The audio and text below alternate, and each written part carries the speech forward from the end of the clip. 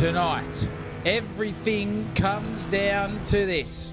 The season final of Aussie Sim Racing's GT3 Challenge. A championship that has been brutal, brilliant and unforgettable. And after all the races, all the overtakes, all the near misses, only 2 points separate the top two.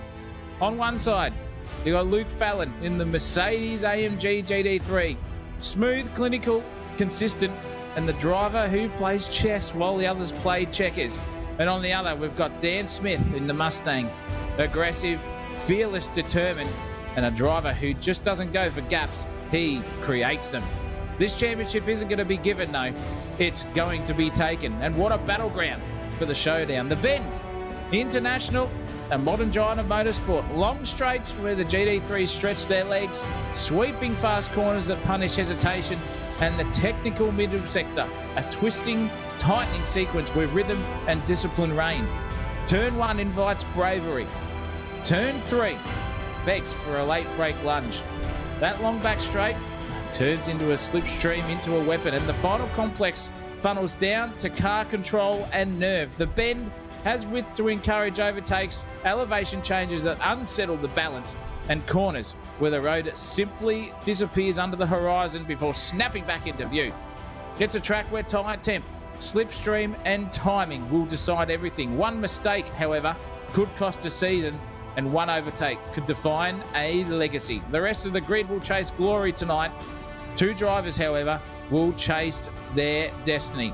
Fallon versus Smith, Mercedes versus Mustang, 2 points, 1 champion.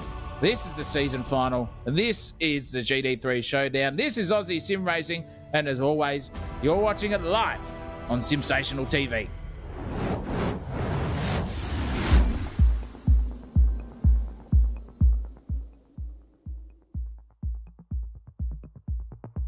Oh, yes, indeedy. Welcome, everyone. Welcome all. It's another episode of Simsational TV. What is that doing on the screen, everybody? Get rid of that. I do not know how that came about. There we go. Welcome back to the stream. It is the final, the grand final of the Aussie Sim Racing GT3 Challenge. We're here at Tailem Bend tonight, the international circuit, like you would see on the Gen 3 supercars. And tonight, these digital daredevils are taking a swipe at each other. As you heard in the pre-show, it's a 2-horse race now. Poor old Greg Cook, barring some sort of disaster, is pretty much out of it there in 3rd position. But it is still well and truly on between the top 2 tonight. Let's have a look at the standings. That is not it either. What happened there? It is... Oh, it's all imploded here tonight. Ladies and gentlemen, there it is. Dan Smith on top by 2 points. Luke Fallon nipping at his heels. The rest are there for fun tonight. It all comes down to that. The showdown between the Mustang and the AMG Mercedes. It's going to have to be a 2-place decider as well, but we will talk about that during the race. Don't you worry about that, ladies and gentlemen. Tonight, it is, where are we here? It is at the Bend, or Shell V-Power Motorsport Park, as it's called nowadays. 19 degrees out there, 95% humidity. Wowee, it's a hot day down there in SA. Clear skies, clear blue, 4 k's an hour, slight gentle breeze down the back straight there. Tonight will be a 20-minute qualifying, 50-minute race session, or 50-lap race session, which works out to be about 90 minutes. So buckle up, ladies and gentlemen. That's going to be a good one. And joining me tonight in the commentary gondola of glory, a man fueled by pure protein and questionable judgment, Zach O'Reilly. Yes, indeed. The very same Zach O'Reilly who earlier this week consumed an entire lamb shank, bone included, like some sort of culinary wood chipper. Zach, magnificent to have you. Are you feeling race ready, or should we have the local vet on standby in case you start chewing through the furniture again? No, just chewing the fat, as we always like to say, and that's what I'll be doing. Thank you very much, Christopher Munro. Pleasure to be here with you tonight, and also to all our viewers out there in YouTube land. And this is going to be a barnstormer tonight, I'm telling you. With this sort of championship decider on the line, it is going to be hot as a dodgy Vindaloo up the front there with Dan Smith and Luke Fallon. Who's going to take it? Who's going to be the glorious person? Or is the chef just going to punch his way all the way through that grid and take them both out, making them DNF and him become the champion, that could be something to behold. If that happens, I highly doubt it. But nonetheless, this track does bite, ladies and gentlemen. The first opening laps, I've been told by the drivers on cold tyres, is a dance. You're doing the cha-cha, you're doing the boogity-boogity, you're doing a bit of Irish tap dancing as well, just trying to get these things fired up and ready to go. And I'm excited for this one, Chris, and it's good to be here in the commentary box, back at 85, 90% health. But nonetheless, it's going to be a very good distraction for me and the old Colin part of the body, so to speak. The old bottom artery track. And we should be fine. That's good. We'll keep the hot air coming out the top half of your body, and that will be good for everyone, I assume. But you missed a cracking round of Gen 3 supercars. I don't know if you tuned in. That was some of the most dramatic racing we've seen here at Aussie Sim Racing as well. And if any of the viewers were tuned in on that one as well, that was a sight to behold. I even had to take myself out of the commentary box at the end because the red mist was second-hand fueling from the screen into my bloody veins. So it was certainly one for the ages. Oh, mate, I've never seen the Discord so fired up as well, in the Aussie Discord as well, after a race. And yes, it had a bit of everything for sure. Contact, punterinos, people getting the red mist in their own cockpits as well, by admission too, and apologising for it. It was a belter, but hopefully these boys can replicate the same amount of excitement, but without the red mist here tonight at the Bend. And I reckon I'm ready for it here. We're in the qualifying sessions here, and we're just about to start a beautiful onboard lap here with the chef man himself. So what a better place to be than this man who makes his Porsche wide as 28 of them at some stage in his defence mode. It is a beautiful place to be, and I'm going to make the corner names up as we fire in to hero or zero corner, turn 1, then you've got a quick kink to the left, turn 2 and 3 is literally over before you know it. You've got to congratulate yourself about getting through turn 1. By the time you hit those two, you're out the other side. Up the hill we go now. Turn 4 just comes at you. Then we've got this sweeping left hand, which is a turn 5 here. This one here is bravery, because you've got to get that car pointed in and nose it and hope the tyres grip. Then fire it into a braking zone. Turn 6. Lovely, lovely little place to gain some time and lose it too. Turn 7 invites the brave, because you know what's coming your way here. It is a big quadruple right-hander. You've got turn 8. You fire it out to the ripple strip on the outside. Nearly tuck it into turn 9. Then turn 10 just shallows on exit there as well. And you fire yourself back through using all the ripple strip and a bit more, because 11 and 12 just comes at you. You nearly got a break before you even think. And it's looking very, very cool, calm and collected here so far from the chef man. This little back straight here invites heroes and glories as we go into Coco Corner here at turn 13. Turn 14 is also a very, very technical part, and it looks like the chef here has got it nailed. Slap it down to second gear, fire it over that apex, power out the other side, use all of that apex and ripple strip advantage and the AstroTurf into turn 15. Now this is 16 as well. Out the other side, down the hill. Blind crest as you come up over, but it's a heavy braking zone. It's an important part of the circuit right here. You get this corner right here at turn 17. You can get this whole section of rhythm and flowing, because this front straightaway is huge and long, with that 18 coming your way here for the turns. Fire it out the other side for the chef man. That looked very cool, calm and collected. Is it going to be a lap on board? Onto the time tear. It is a 47.825 to open the account here for the chef. Who's going to beat that and who's not going to be able to do so? Yeah, great time there to start with, but I reckon he's got a fair bit in the bank as well. A 47.1 goes Kobe Marshall across the line as well.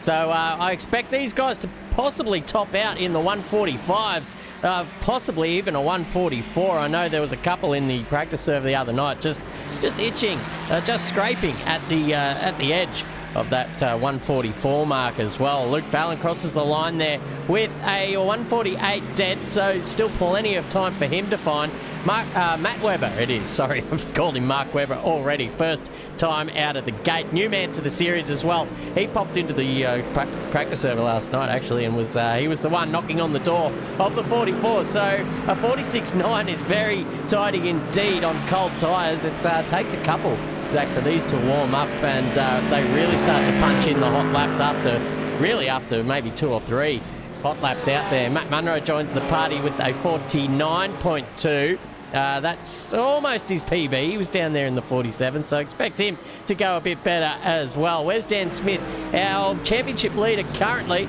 crossing the line with the 152.3, so possibly a little bit of traffic there, and just a slow lap to bring those tyres in nice and steadily.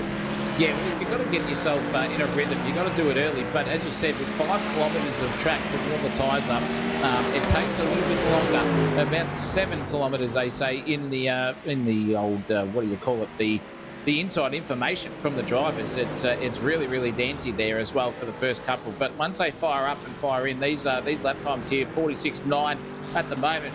For Mark Webber's love child himself there in the pole position at the moment will decrease. And it's interesting to see how this man is going about it. This is the guy who can take the chockies tonight, take the crown. In fact, it is Dan Smith. So he is all on fire here tonight. Had a couple of weeks off in Japan. Hopefully he didn't do too much of that into the drift section at Ibisu Circuit North. Is that going to be a track cut for him? I think it is. In fact, it is. It's a track limit, so no time set for him. He's going to have to do another 5K lap here to get himself. But Webber's just improved his time there as well, the 46.0. Duffy's come into the fourth place position as well with 47.9. So he's starting to wind up the pace here as well. Where is Luke Fallon? He's a 48.0 at the moment. He's on his outlap. Liam Brooks has come hither, and he's not hanging around tonight. He is doing the old switcheroo, I'm telling you, into the E3 at the moment. 46.5 for him in the Jetstar. A380 plus there for Jetstar as well. They've got the new car, the new plane, I'm supposed to say, instead of the car. And they're ready to rock and roll here tonight. Look out for Brooksy. Yeah, the Bogan Missile, as we call him here as well. So he'll be there with his Bundy rum to his left-hand side, ready to swig down that very long back straight as well. So keep an eye on him in the Porsche. Very nicely balanced car around here as well. It's a tough circuit, but extremely fun as well. If only... who owns the thing again? I've forgotten their name, the family name who owns this circuit down there. They could put in a few trees or something, a few little grandstands around the inner circuit. Doesn't it look plain as anything out there? And it's just in stark contrast to how good the track is itself. So, get out there, whoever it is, and fix it up. Well, that's the Shaheen family, if Shahins. I can recall recall correctly. And yes, they are the owners of them. And as you said there, they just need to inject some life into the circuit. Maybe they've spent all of their money just getting the thing up to FIA Grade 2 standards, in fact. And just got to get some more kitty out there into the donations and maybe go to a couple of church services and act as a priest or something like that and take some coins off the people. But mucking around at the moment is no option here for Dan Smith. 45.823. Just pipped Webber's time of a 45.9, but that puts him on pole. There is no sign here of Luke Fallon. He's outside the top 10. He's in 13th at the moment. Not a place to be, the 48 dead. This is him now on screen in the Vodafone livery car.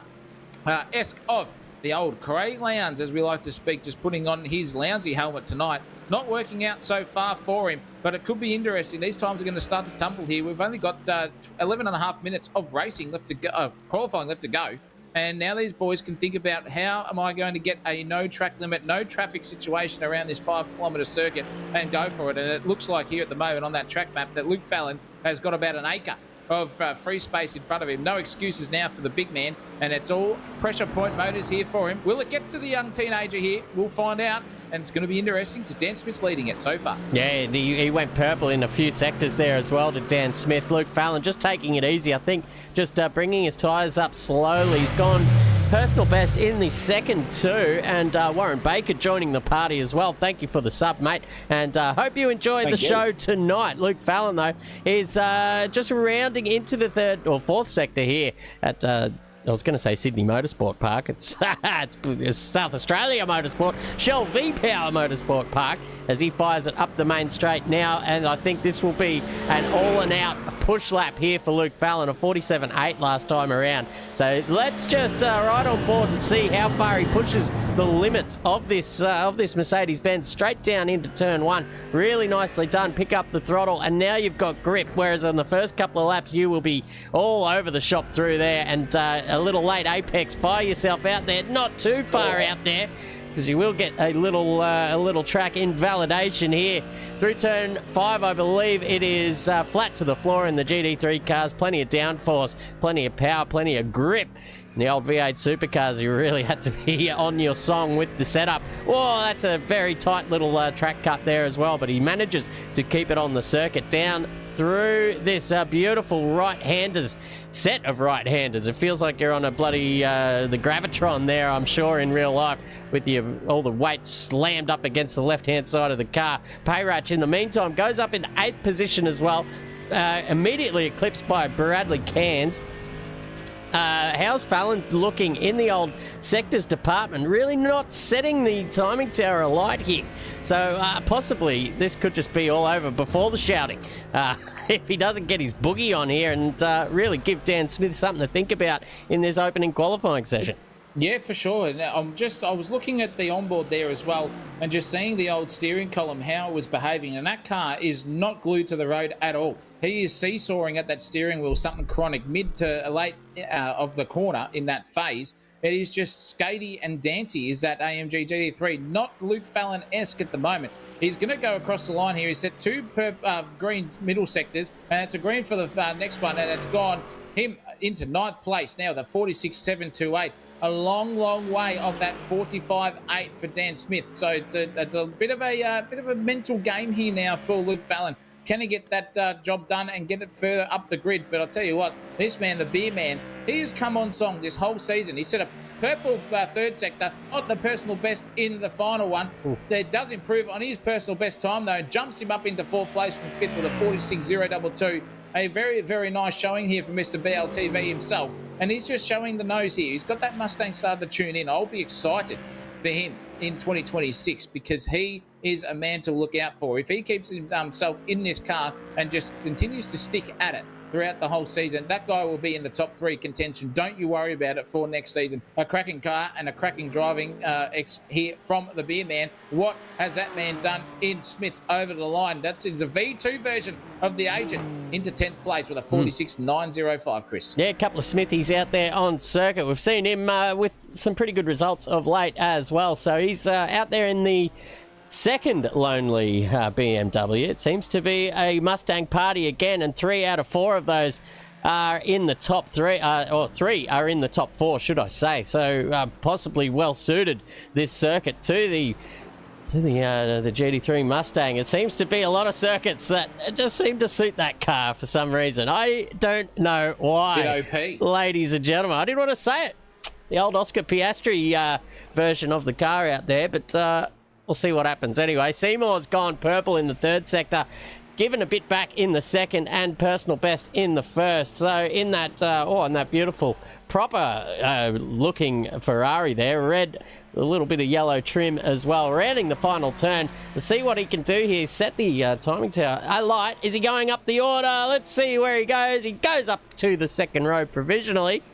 Just to mix it up, kick one of those, I was going to say Falcons, I was going to kick one of those Mustangs off the first couple of rows. Yeah, the old Falcon, the 4-door version of the Mustang, so to speak. Very similar wheelbase, actually, compared to a Falcon too. So look out for that with those Frankenstein builds that we see from the YouTubers. Maybe put a Mustang engine in a Falcon or whatever, or the chassis, I don't know. They'll do something with it. But speaking of doing something, this man has to do something here. He is 0.3 off the pace of Dan Smith. That's a great time, 45.882, sorry. But he needs to get a gallop on. He's finding his rhythm, and look at that thing just dancing over the curbs. Full aggression here from Luke Fallon. He did miss that apex on that last lap we ran on board with there. So he's now started to wind in. He's getting the grips in. He's getting the car phased in. His mental's starting to show, and he's just getting to grips with this thing. He's only 0.3 away, ladies and gentlemen, from taking Dan Smith's pole. It's 2 points between the battle of these guys, and look at them. Basically, at the moment, it is neck and neck between Fallon and Seymour. Seymour is just setting the timing towers alight there in Sector 1 and 2 versus this big man on your screen of Fallon. What can he do in Sector 3? It's about to come up on your timing tower. It's still down on Seymour. Seymour's flying here at the moment. He's going to take him here at the moment, shockingly, here for Luke Fallon with only 4.5 minutes to go in this session, thereabouts, for these guys to get them laps in. Fallon's got to get on the march. What's this lap time going to do? It's not setting the timing towers alight there. In fact, it is not an improvement for him, a 45.882. is where Luke Fallon is sitting for now. What can the old topless bikini do behind him in Seymour? He's coming across the line very shortly to set another lap. Here he is on screen right now. He's got Dan Smith in front of him, probably copying his lines. Has he gone across the low? He hasn't. He hasn't improved at all, so he's just track cut somewhere for the old topless bikini. Is Seymour hasn't taken Luke Fallon's place off him, but lucky for Fallon at the moment, he's only one position away on the grid. The beer man again, 45.982, enters that territory. Geez Louise, this guy's coming at a rate of knots. Yeah, it certainly is. And in the meantime, in the foreground, we saw Mr. Smith here just turning the screws, Zach, as I like to say. Dropped another couple of tenths off his time there, down to a 45.5 or 5.01. Just about. Let's go get the dart set out and hit a 9 darter. That's what he'd be liking to do here. A race of perfection is what Dan Smith wants to have, but only has to finish in front of Luke Fallon and actually can finish behind him by one position, I believe, and still be able to retain the championship lead at the end of it. So very tight in the point structure as well. I think it's only one position per championship point. So Fallon has to either win or finish 3 places in front of Dan Smith. Tell you what, Fallon would want Smithy to be doing a bit more of that. Oh, very dangerous indeed. But getting off the circuit, Seymour seeing it all happen in real time and getting that reaction time right down and being able to slot past. It's probably not done wonders for his lap time, though. He was setting another purple third sector in the meantime. He's going to go back to the drawing board and still gets probably enough time for 2 more laps if he's quick enough. Possibly only 1. So we'll see what happens. Luke Fallon's done. Dan Smith's done. Now we've got Matt Webber out there, the new man on the block in the blue Mustang. He's still got 8 tenths up his sleeve. I know that for a fact. Let's see if he can drop the sandbags off this time and take them all by surprise. Well, he could do, but Seymour's just gone bang with a 45.7, so he's jumped himself up into P2 as well. Dan Smith's in the pit. He's coming out one more time. He's just got enough time to get himself out there for a last-minute dash at this 45.501 that he has set, which is still the benchmark for everyone else out there. Mind you, the budget smuggler here is just not coming to grips here at the moment. At this point of time, I think he'll be up there, but he set a purple first sector. He set a green in the second, and a orange has just come up for the third one. What can he do here? Can he set a green one in the 4th and final sector here for the budgie smuggler to get himself back up into the top 10? He has got a hell of a mountain to climb here. He's 8 tenths off Bradley Kansas time here at this stage on his best lap. But 17 minutes and 42 seconds gone in this one. This could be his second to last lap of the session. Just rounds that final turn beautifully. No track limits, no track cuts there for him. We'll find out as he crosses the line here for the budgie smuggler. Where does that pump him up? Only 1 position. Oh. So he made a mare of that last 2 sectors there to the budgie smuggler. But Kobe Marshall is just starting to come with age here. Like a beautiful, beautiful Shiraz there from 15, just aging like fine wine. 6th place here at the moment, 45.984. It's 2,000ths of a second between himself and the beer man over 5th and 6th place. It is so close in there between 3rd, 4th, 5th and 6th. There's less than a 10th separating them all. In fact, all the way down to 7th too. So these guys now just have to get the pressure cookers on here because the chef is the man with a 46.10, sorry. And he's got to get himself up there. And the third man's gone into the 46 territories in the low. Yeah, only just. Like, look at some of the gaps here, folks. Absolutely tiny out there. We've got gaps of 0.003, 0.03, 0.09, 0.04 near the top, 0.06 as well. It's very tight indeed. So all you really need to do is really just get a better exit on 1 or 2 of these turns, and you can find yourself going up and up the order like you wouldn't believe. A couple of tenths improvement could be the difference between 7th or 8th or up there on the front, or the second row, should I say. The guys on the front row turn very quick indeed. A 45.5 in these conditions. Very tough to beat Dan Smith out there at the moment. Now just rounding... Oh, what's he doing here? This is his outlap, I believe. So I don't think he's going to get enough time to go around one more time. Maybe just a few last-minute setup tweaks just to make sure that car feels good on the opening laps. That's a vital thing, ladies and gentlemen. You can get, and often it happens, if you find a really nice race setup, it's really sketchy on cold tyres, and it takes a little while for once that setup comes to you when the tyres are up to temp and pressure. But it's the unicorn, finding a car that's good off the bat and then just gets better as the tyres come up. It's a very hard thing to find. Yeah, it definitely is. And you've got to see where you can be actually in terms of what your outlap is. Because if you overpressure those tyres, just like we've seen the chef there, Tank slapped himself out of that one. Gonski's, the checkered flag is out.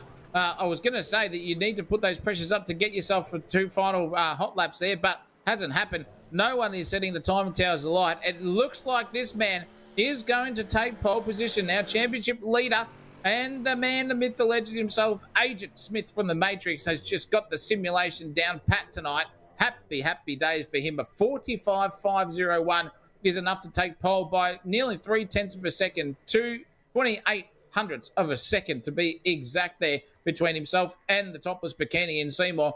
Mark Webber's love child in third place. A cracking showing from him. Only separated between himself and Fallon by 4 hundredths of a second there too. And the Beer Man was literally only a 10th off Fallon as well for the top 5. So close. Only half a second, if not less, split over 5 kilometres between the top 5. Boy, oh boy, are we in for a good race, Christopher. Oh, we sure are. It's going to be absolutely spicy stuff. And I guess battling for sheep stations out there too, because there's everything to play for those guys up the front. So it'll be interesting to see how they go about themselves in these opening laps where the cars are quite sketchy to drive. Whether they can keep it in their pants, so to speak, until it's time to go battling. Also, something to take note of. It is I guess, a somewhat of an enduro race. It's 90 minutes of racing here tonight, folks. So there's going to be a couple of pit stops involved. And so you've got to be thinking about strategy, thinking about the long game. So as we've seen in the past, it's very easy to get caught up in that opening lap drama. And it's all a matter of who can keep their head out there and look towards the long game, as I've said before.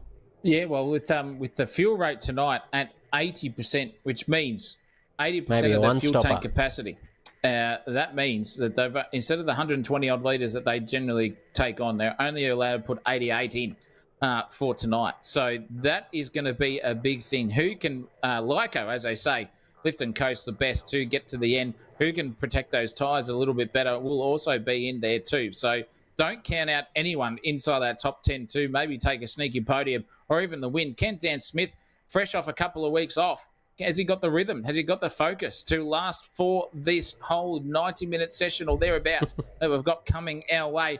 Is he going to Osama bin Laden it at some stage and put himself out of the championship contention? We don't know, but it's a big gap in the title, so to speak, so far between Luke Fallon and Dan Smith. There's 2 positions on the grid. There's a long way between drinks there, Christopher, and that is our qualifying positions there, and this will be the grid for the race. Dan Smith takes out P1. Seymour will line up right behind him. Second row is Webber and Fallon. Third is Duffman and the old copper himself in Kobe Marshall. Fourth row, Cook, Ferber versus Liam Brooks and Bradley Cairns round out the top 10 with Brett Smith in the Agent V2 coming in 11th and Moneybags Payrack next to him in 12th.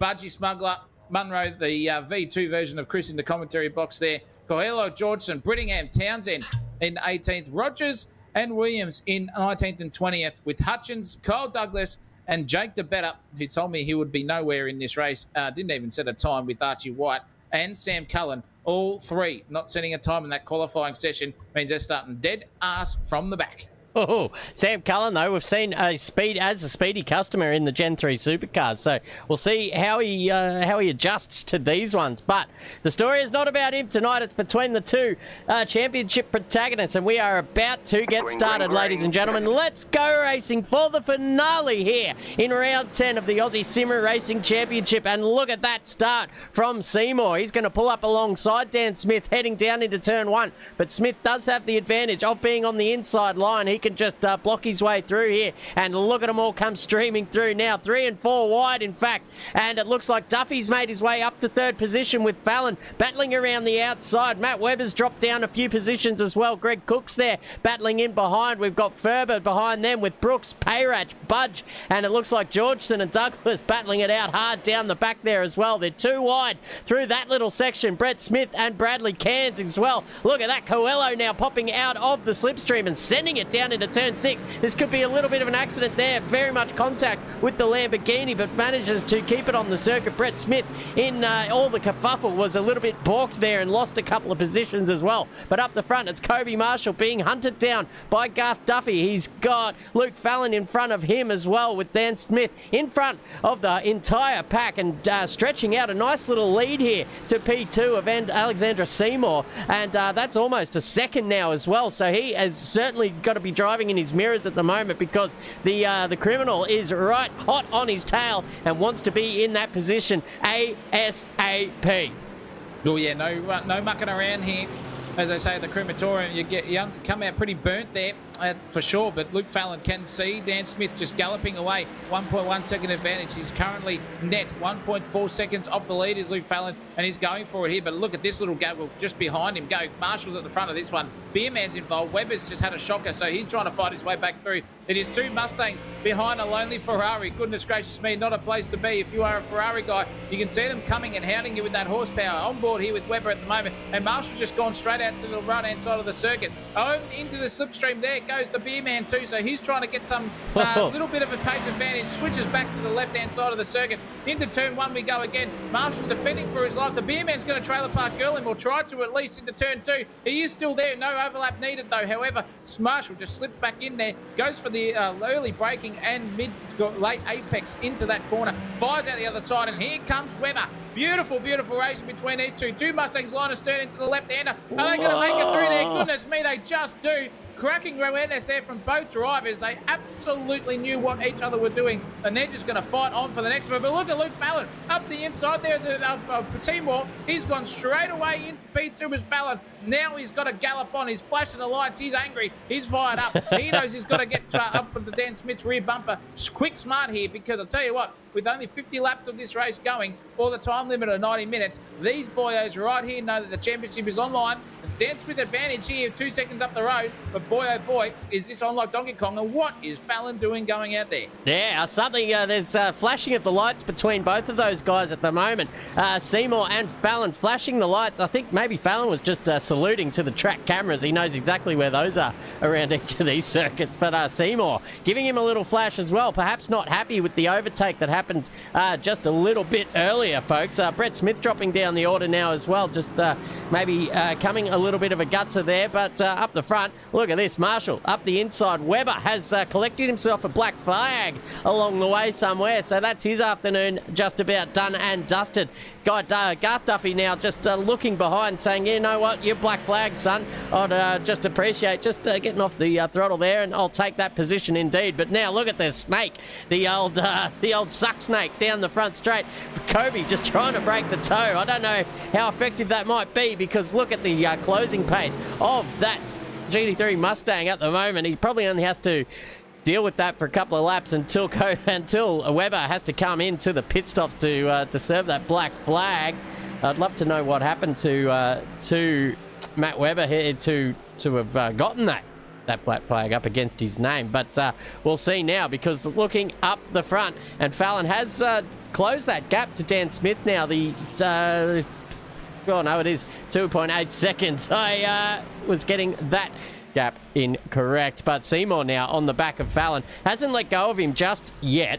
The suck snake. Wayne likes it in the chat, and I liked his comment there as well. Last round, let's read it out. Last round of the series. Amazing broadcasts all season. Massive thank you to us and the drivers. Send it, lads. Thank you very much. Any niceties towards the commentary team. We love that kind of stuff, and keep it all coming in throughout the night.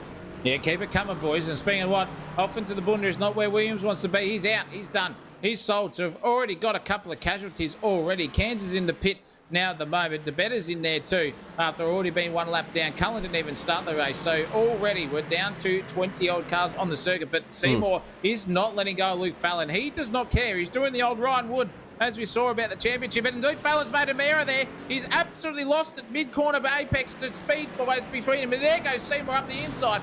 Beautiful, beautiful driving between the both of them. Now there's a freight train of 4-5 cars starting to get up. There goes Webber into the pits to serve his black flag, so he's out. But Marshall now has got the beautiful run here on the championship contender. They've in fact got 3 cars going for it. This is a lady of the night threesome here at the moment in the sucking department. Get yourself direct here, boys, because there goes Luke Fallon. Up the inside he goes. Seymour's fighting him back big time. This is unbelievable. Look at Marshall around the outside too. Get stuffed here, boys. They're going. Luke Fallon is just getting absolutely hounded here. He is like the injured elk out there, and the bloody Lions are coming for him. They are going hammer and tong. They do not care. Blood is out there. Seymour's got the run. Marshall's gone half defensive on him, and he's gone for the switchback too. But up the inside goes Fallon. Oh, my goodness me. And he's pumped at Seymour too, just for the old insurance, and said, give me the out, son. Yeah, piss off, in fact.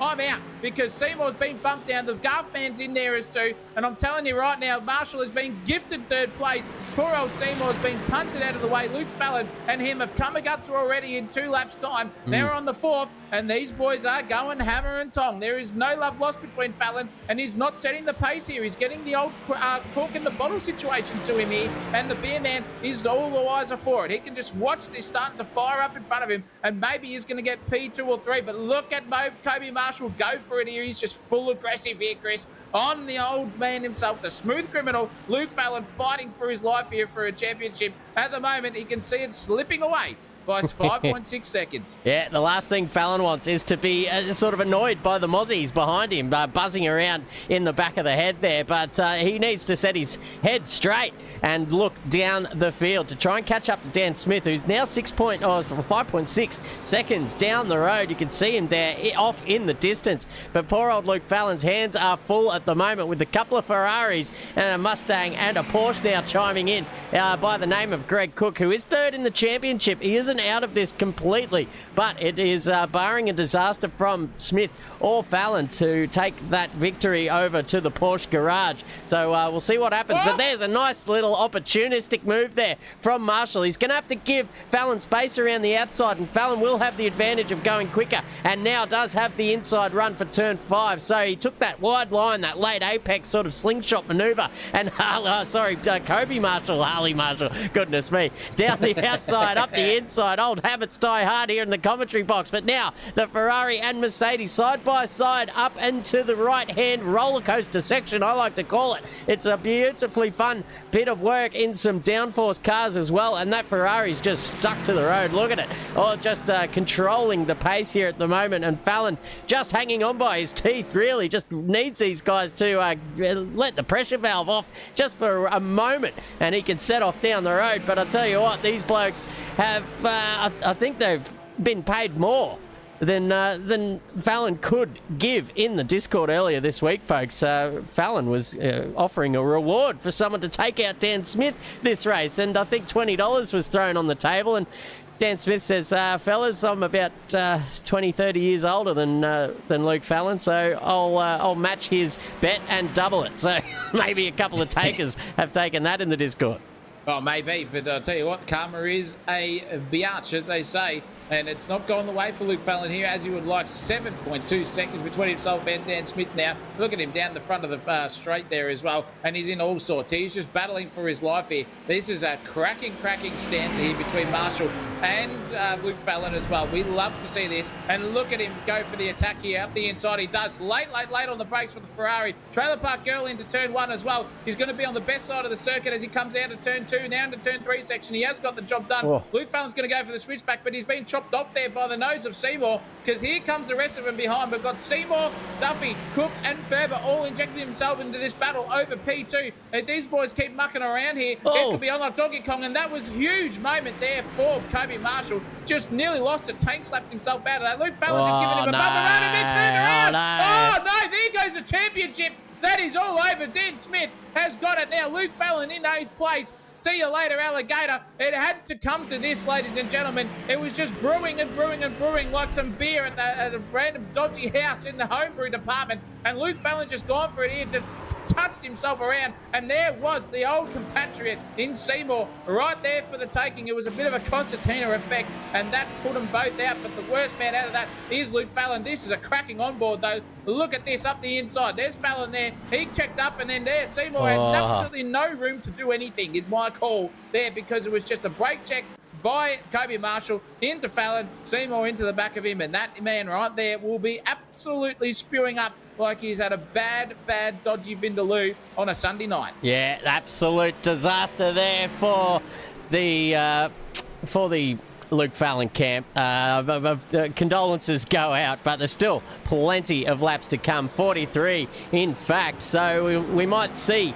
some sort of jugglery in this race to come, and it wouldn't surprise me, to be honest. We've seen some dramatic finishes in this league, and there's nothing to say that we won't see another one tonight. Look at Garth Duffy, though, all over the back of Seymour now, down into turn one. Seymour half defensive, but going wide there. That'll invite Duffman up the inside, and he will have the inside for turn three. Just needs to get the power down and cover off that outside run there, which he does nicely. And now look who's coming. It's the chef. He's got all four cylinders, or all four hot plates cranking there, and might need to add a couple more for the Porsche as well. V6, I'm pretty sure, flat six. Here he goes down into turn six, and there's another one behind him too, Ryan J. Ferber, who is up 2 positions as well tonight, doing a great job out there, and just holding his own, just waiting for some of those crumbs to drop off the table here because of the battling that's been happening in front of his eyes this whole time. Here he goes. He might just have a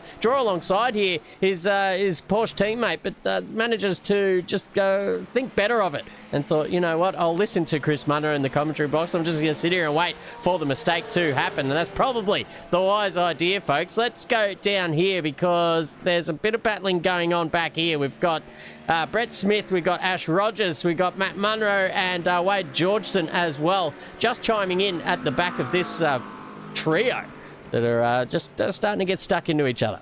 Yeah, they'll get stuck in sooner or later. And it is Brent Smith who is a cork in the bottle, because Munro is just starting to get himself in a rhythm here as well. So we'll see what he can do. Is Ash Rogers going to be quick enough to not hold up this man's pace throughout the whole race in Brent Smith? We'll find out very shortly. But it is two BMWs, line astern here, a Mustang in front of this one. So it could be 1, 2, 3, 4, 5 cars into the same picture here by the time we know it, if these guys know how to go racing. It is exactly what we want to see here at the bend. It's up and down the field action. Matt Munro's just had a mare there. So too did Georgeson too in the background. So they've all bunky seed monkey doed each other. But the chef man has now got a little bit of pressure mounting on him. He's the first of the Porsches on the track. So the old factory there is just giving him a bit of, I guess some... The Lando Norris treatment. Lando Norris treatment there so far with the old setup on him, but Ferber is here. He's going to go for a move up the inside. I think, no, he just breaks a little bit early, but that is a full send there by the chef. Those tyres there will be just screaming, and he gets it out the other side. Luckily, there too, just finds himself with an apex speed that he didn't know he had, I think, there for the chef. So he'll use that to his advantage on the next lap. But Ferber, just don't count him out. As we said before, he will be ready and waiting for any of those crumbs like a Labrador at the dinner table. Just sitting there. That is a car off the grid. I nearly got excited there. Couldn't believe it. But Moneybags is having an absolute mare of a night. He's down 4 positions. He's fighting over Webber, who has served his black flag, come back through the pits. I think Webber just overtook him and got that place, because this man was up in the top 5 of the pace department in Webber. Payrack here, Mustangs 4X Gold. Doesn't know which beer he's gone. He's gone VB, he's gone to 4X Gold. Maybe he's just found that the old tap version of the 4X Gold is better. But I'll tell you what, he's had too many of them, because there he goes. He's facing up to the infield as well. Just saves it there, luckily. But boy, oh boy, that's not a bronze medal right there. That's a gold medal, ladies and gentlemen, for a save here tonight. Best one of the night so far. Yeah, absolutely. Hard to save these cars too. When they go, they go. So big ups to the 4X man there, the Castlemaine man behind the wheel, apparently there with one schooner in the hand and the gear shifter in the other, doing a great job as well. But down here in 13th position, we got Wade Georgeson, the big dog, or one of the big dogs here at Aussie Sim Racing. So everyone, actually, we'll give him a round of applause there on the stream as well for putting on this beautiful show for us to commentate on. And I've always said that it doesn't matter how good the commentary is. If the races are boring as shit, there's really not much to talk about. But we have had action-packed and action aplenty this season. And hats off to the big man on screen for putting it all together. And Wayne 420, who is just in the chat there watching on as a proud dad, I'm sure, and watching the league blossom right in front of our eyes. Coming into puberty is Aussie Sim Racing now, getting some hair on the old ball sack. Yeah, I'll tell you what, it's getting hairy down here too, because at the moment you can see Georgeson getting handed there by the British Pig, who haven't called him all night in Brittingham. He is right there for sure. He's giving him a good old hurry up too. But and speaking of Wayne Rogers, his son there in Ash is doing a great job in 11th place at the moment, giving Brent Smith something to think about too. Only 4 or 5 tenths away from him, so a little bit to cheer for in the Rogers household. And give a good old Rogering there for sure. That's why we call them the erections, ladies and gentlemen, if you haven't been involved with that. But Ferber has just started to climb his way back in P6 onto the arse end of Chef again. So they're now sort of starting to get into that territory where we think about who's going to be able to make a move, who's going to make that dive, what not, because that's in front of them has started to spread it out a little bit of Seymour and the Chef as well. So it's now pressure point on the Chef. He's got all 4 cookers burning here, as we said, in that flat 6 Porsche. But boy, oh boy, is Ferber coming at him. He's just starting to find that rhythm. This is lovely, lovely stuff, ladies and gentlemen. He's not going to get too much of a suck here because they're equal on performance. He'll just show the nose there just to know that, Chef, man, I'm here still. I'm still here, champ. I haven't let go of you. Don't you go making any unforced errors there, sir, because I'll be right all over you there. And I'll tell you what, it's a cracking little stanza. When you get into these races, when you go side by side, length by length, lap by lap between a car, and you're only separated by a tenth or so, it is so entertaining. And speaking of which, there goes Matt Munro and Rogers. He's got the job done, has Matt Munro on him. Mustang versus BMW. It's Munro in the advantageous department. Now he can go and hunt Brent Smith once again in BMW 2x2 Noah's Ark style. This is awesome. Yeah, we'll have a look. We'll have a look at how this came about. Just a good old-fashioned suck down the old front straight, pulls out at the very last minute, takes the inside run, and that was how Matt Munro got the job done there on Ash Rogers, and has now gapped him by 6 tenths as well. So consolidating that overtake and looking up the street to the other BMW of Brett Smith, who has just in the meantime just started to walk away from those pair while they were battling. But now that things have settled down, we might see these guys get back into their rhythm. But I'll tell you what, Rogers is certainly not going away at all. But look who else has joined the party now. Liam Brooks has got Luke Fallon now on his rear tail. And Fallon will be driving like a man possessed here at the moment. Nothing to lose now. It's all to win, all to gain.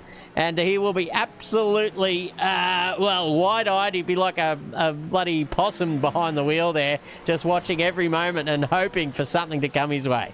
Yeah, unfortunately, it's looking like it could come sooner than later, because he's got a beautiful run there on Brooksy. They're not hanging around now, is Liam Brooks. I tell you what, those Bundys have not come to the chockies for him at the moment. He sips them every lap down this straight, we've been told. So he could be 0.25 by the end of a race, is Liam Brooks. But Fallon's got 7th place. Up the inside he goes. Thank you very much, Mother for the Rabbits. One position consolidated there from that disaster that we saw earlier on.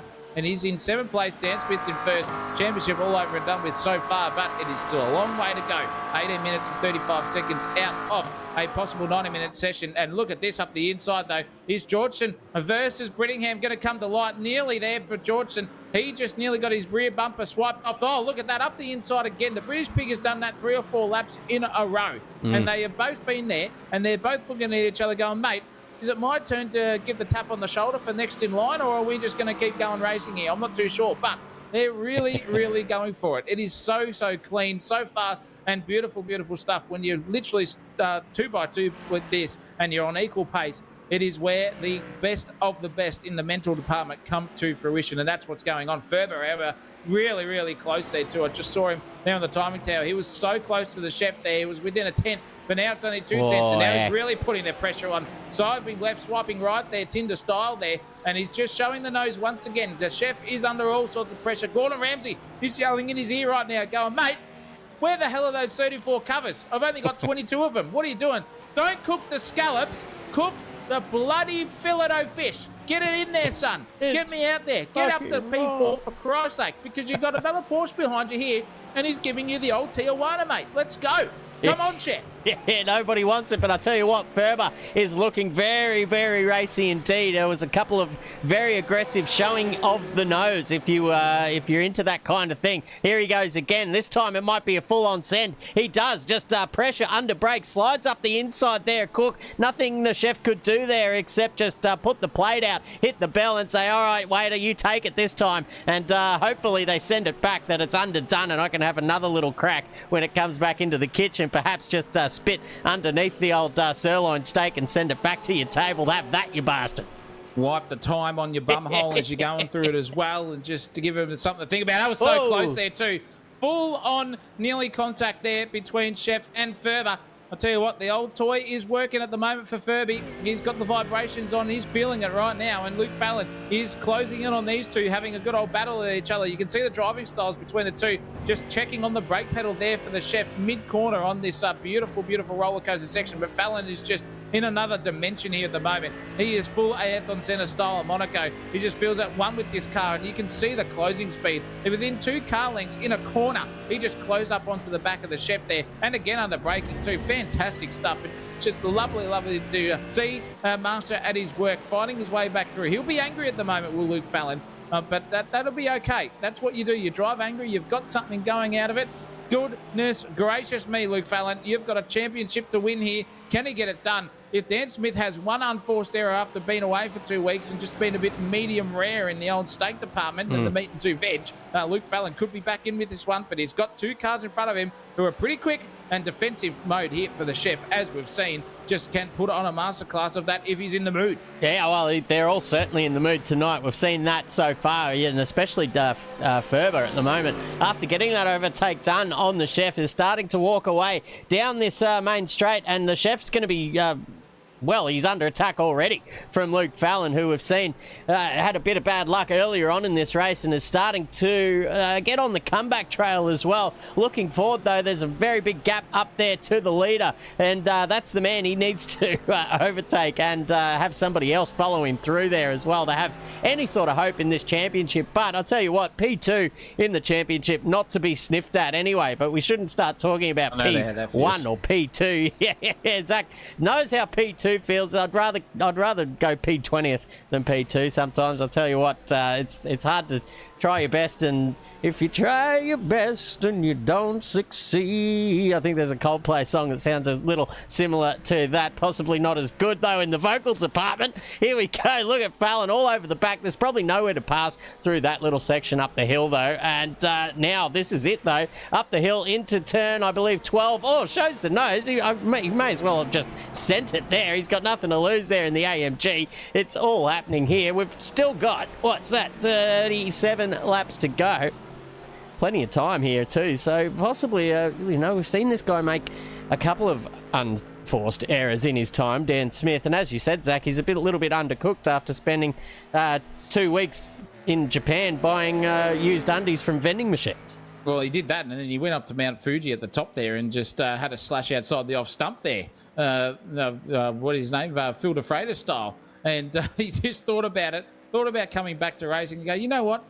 I'm a little bit better for this. I think I'll just go out there and be zen as we are in Japan. But nothing is in that department, because here is Luke Fallon, the complete opposite of zen. Just carnage here for Luke Fallon. He's got that job done here on the chef, man. No fighting back there for the chef. He knows that job is done and won for Luke Fallon. So, goodness gracious me, it's all over by the shouting there for the chef for P6. He's going backwards at a rate of knots. I'm not too sure how much longer he can redeem himself in Hell's Kitchen here. He has got Gordon Ramsay breathing down his neck here at the moment. Couldn't get that filet-o-fish out as well either, so he's under all sorts. But Fallon is on the march and looking very racy once again. Let's see what this boy can do. Can he get himself into the top 3 after all this with the fight back of the season? If he does that, he's got me driver of the day. But, geez Louise, with that sort of tomfoolery, as Jake the Better has said, got turned around at turn 1, that sent out his night in the chat.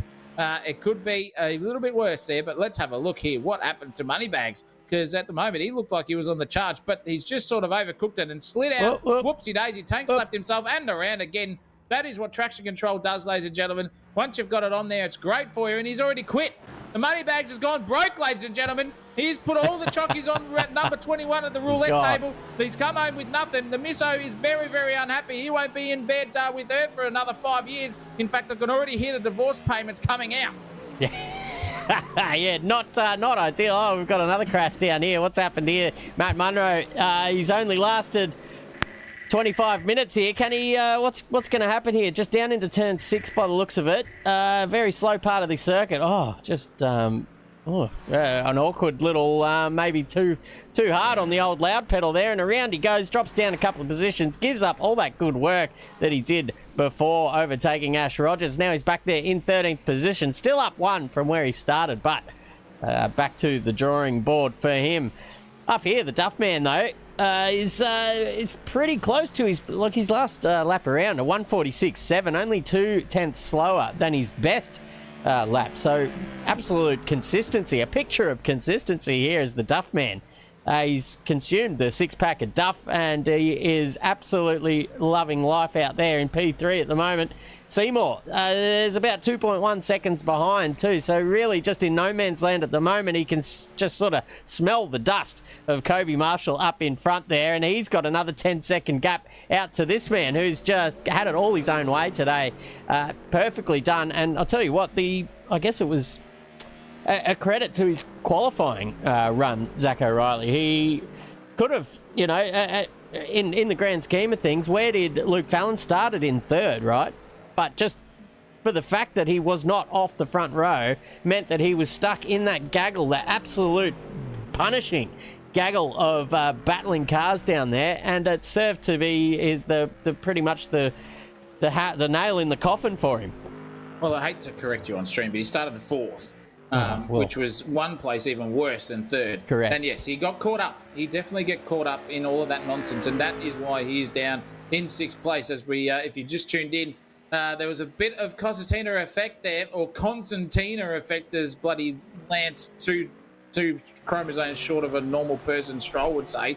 But he just got caught up and turned around, unfortunately. But it's not hounding him at the moment because he's got Chef done, and now his next target has been this man on the circuit, which is Ferber. And with that AMG V8 underneath the hood, that closing speed on that front straightaway is just unbelievable. He's got the all momentum putting his way at the moment. Now he's just got to get Ferber in the wrong line at the wrong time, and he'll go for the switch back here, try to get the maximum pace out of the corner. Up the hill he goes. Beautiful, beautiful stuff there from Fallon. Only within 0.4 of a second, and ever closing here. Just more confidence, more downforce, more everything there for him. And into the braking zone at turn 7 we go. Can he get that switchback up and under move done? Let's see what he can do, because at the moment he's just using all the track and a bit more, as we just saw dust clouds just getting sent up everywhere. He is in full push mode, is Luke Fallon. He knows that he just has to recover something. The final podium in the final of the season here would be what he wants to get, but he's got a mammoth of a mountain to climb in front of him, unfortunately. Ferber's doing a great job, though. Let's not count that man out. But be in front of this man is truly intimidating if you're a man who is not used to being hounded down by that Mercedes-Benz at the best of times. So a cracking job here so far from Furby. But look at Luke Fallon go. He's just showing it everywhere here at the moment. He's flashing like a bloody dodgy person at the park on the Sunday afternoon. He's just flashing everything, ladies and gentlemen. Left, right, upside down, you name it. The third leg, middle leg, upside down, you name it. He's doing all cartwheels here at the moment, trying to get past Furby. Yeah, he's got the old trench coat on, and sitting at the back of the bus is poor old Luke Fallon. But I tell you what, he does have a big mountain to climb. Even only on the last lap around, when both him and Dan Smith did have clear air, Smith was still 0.5 quicker around that time. So Smith just out there in front, got it all his own way. His best lap is pretty much close to, only a couple of tenths off his qualifying lap. So Smith's out there, but it's probably a good sign as well for Fallon, because he knows he's pushing hard up the front, and possibly sometimes what happens is you can sort of get into your own mind a little bit and start just pushing for lap time after lap time, when what you really should be doing is just going for consistency and probably sitting about 5% underneath the potential of the car and the tyres, because it's only a matter of time when you're pushing like that after however many laps they're out there for on the stint. Yeah, that was very close indeed. I know it's a track cut if you drop a couple of wheels off in that particular part of the circuit. I would have been on for a much quicker lap, but I just kept messing that part up. Very easy to go wide at turn 6 when you're on the power so early. You're just hoping for the front end to hook up, but it just wants to understeer out to the outside part of the circuit. But Luke Fallon now has his hands absolutely full. Ferber is not going to give it to him easily at all. And as we've seen throughout this series, yeah, he's got them. You can flash all you want, mate. I don't think Ferber's going to give it to you, but then he actually does. He just gets out of it, possibly on the comms, possibly straight onto Venmo there, and transferring a 50 straight into the pocket of Ferber and saying, "Listen, mate, let me go now, and you can go and buy yourself a new Furby doll." Western Union message received there. Bloody hell, that was just a get out of the way, and you'll get a 50 on the end of it for sure there from Fallon and Ferber. Goodness gracious me, as the cork goes off in the background there, I'm pretty sure I had a cork. You've got an impeccable hearing. Impeccable hearing there. I've still got the hearing of a 10-year-old apparently, so that's all right, even though my ears sometimes ring. But nonetheless, the ears will be ringing in Fallon's head at the moment. Yeah, no worries at all. I'll keep commentating. Don't you worry about it. Fallon is 100% on like Donkey Kong here. He has got past Ferber, which is 6th place, done into 5th. It is a dividend paid there, and also a dividend paid into Ferber, man, because that flash of the lights was just a signal, the hell out of me way, and he did so.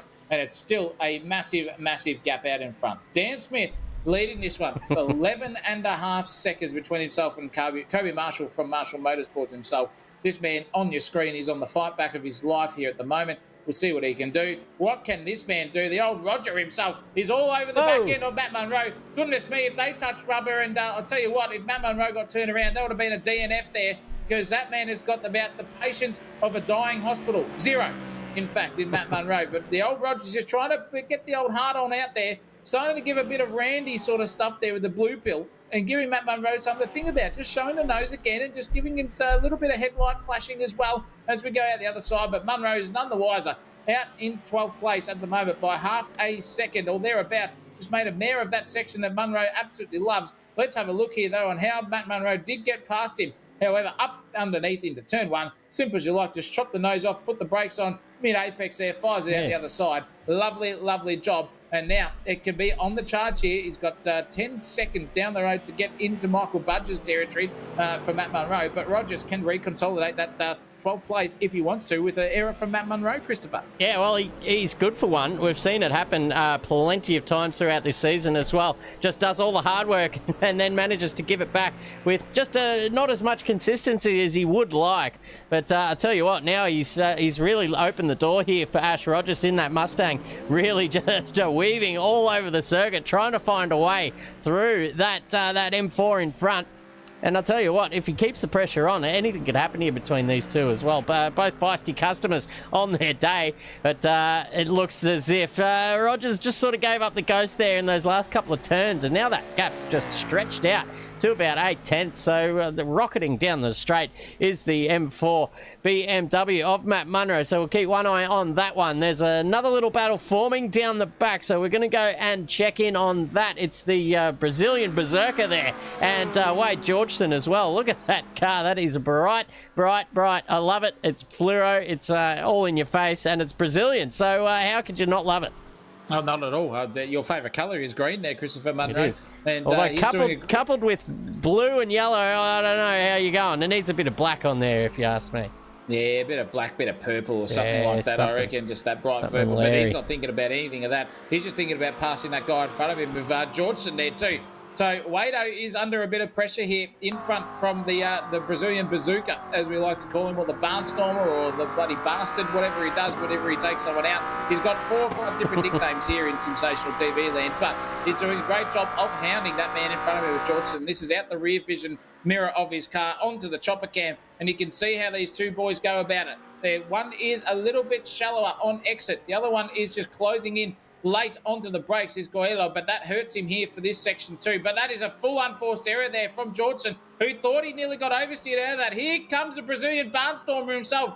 Can he absolutely go for it? No, he just sits nose in and just brakes later into that zone, does Georgeson. Goelo's gone out wide there. Georgeson's still trying to fight it off. This is a Leviathan battle here for the minor placings. Look at them just experimenting with the lines as they go. One's shallower, one's late and wide. The one there is just going for it on the exit. Full power style there. Coelho's got no answer so far on this one. 7/10 is his gap between these two. But boy, oh boy, in the fair dinkum department, can this boy just give himself something to think about other than that green Porsche behind him in Georgeson? Oh, what's happened? Oh, they just came back. Goodness me, I nearly had a heart attack there.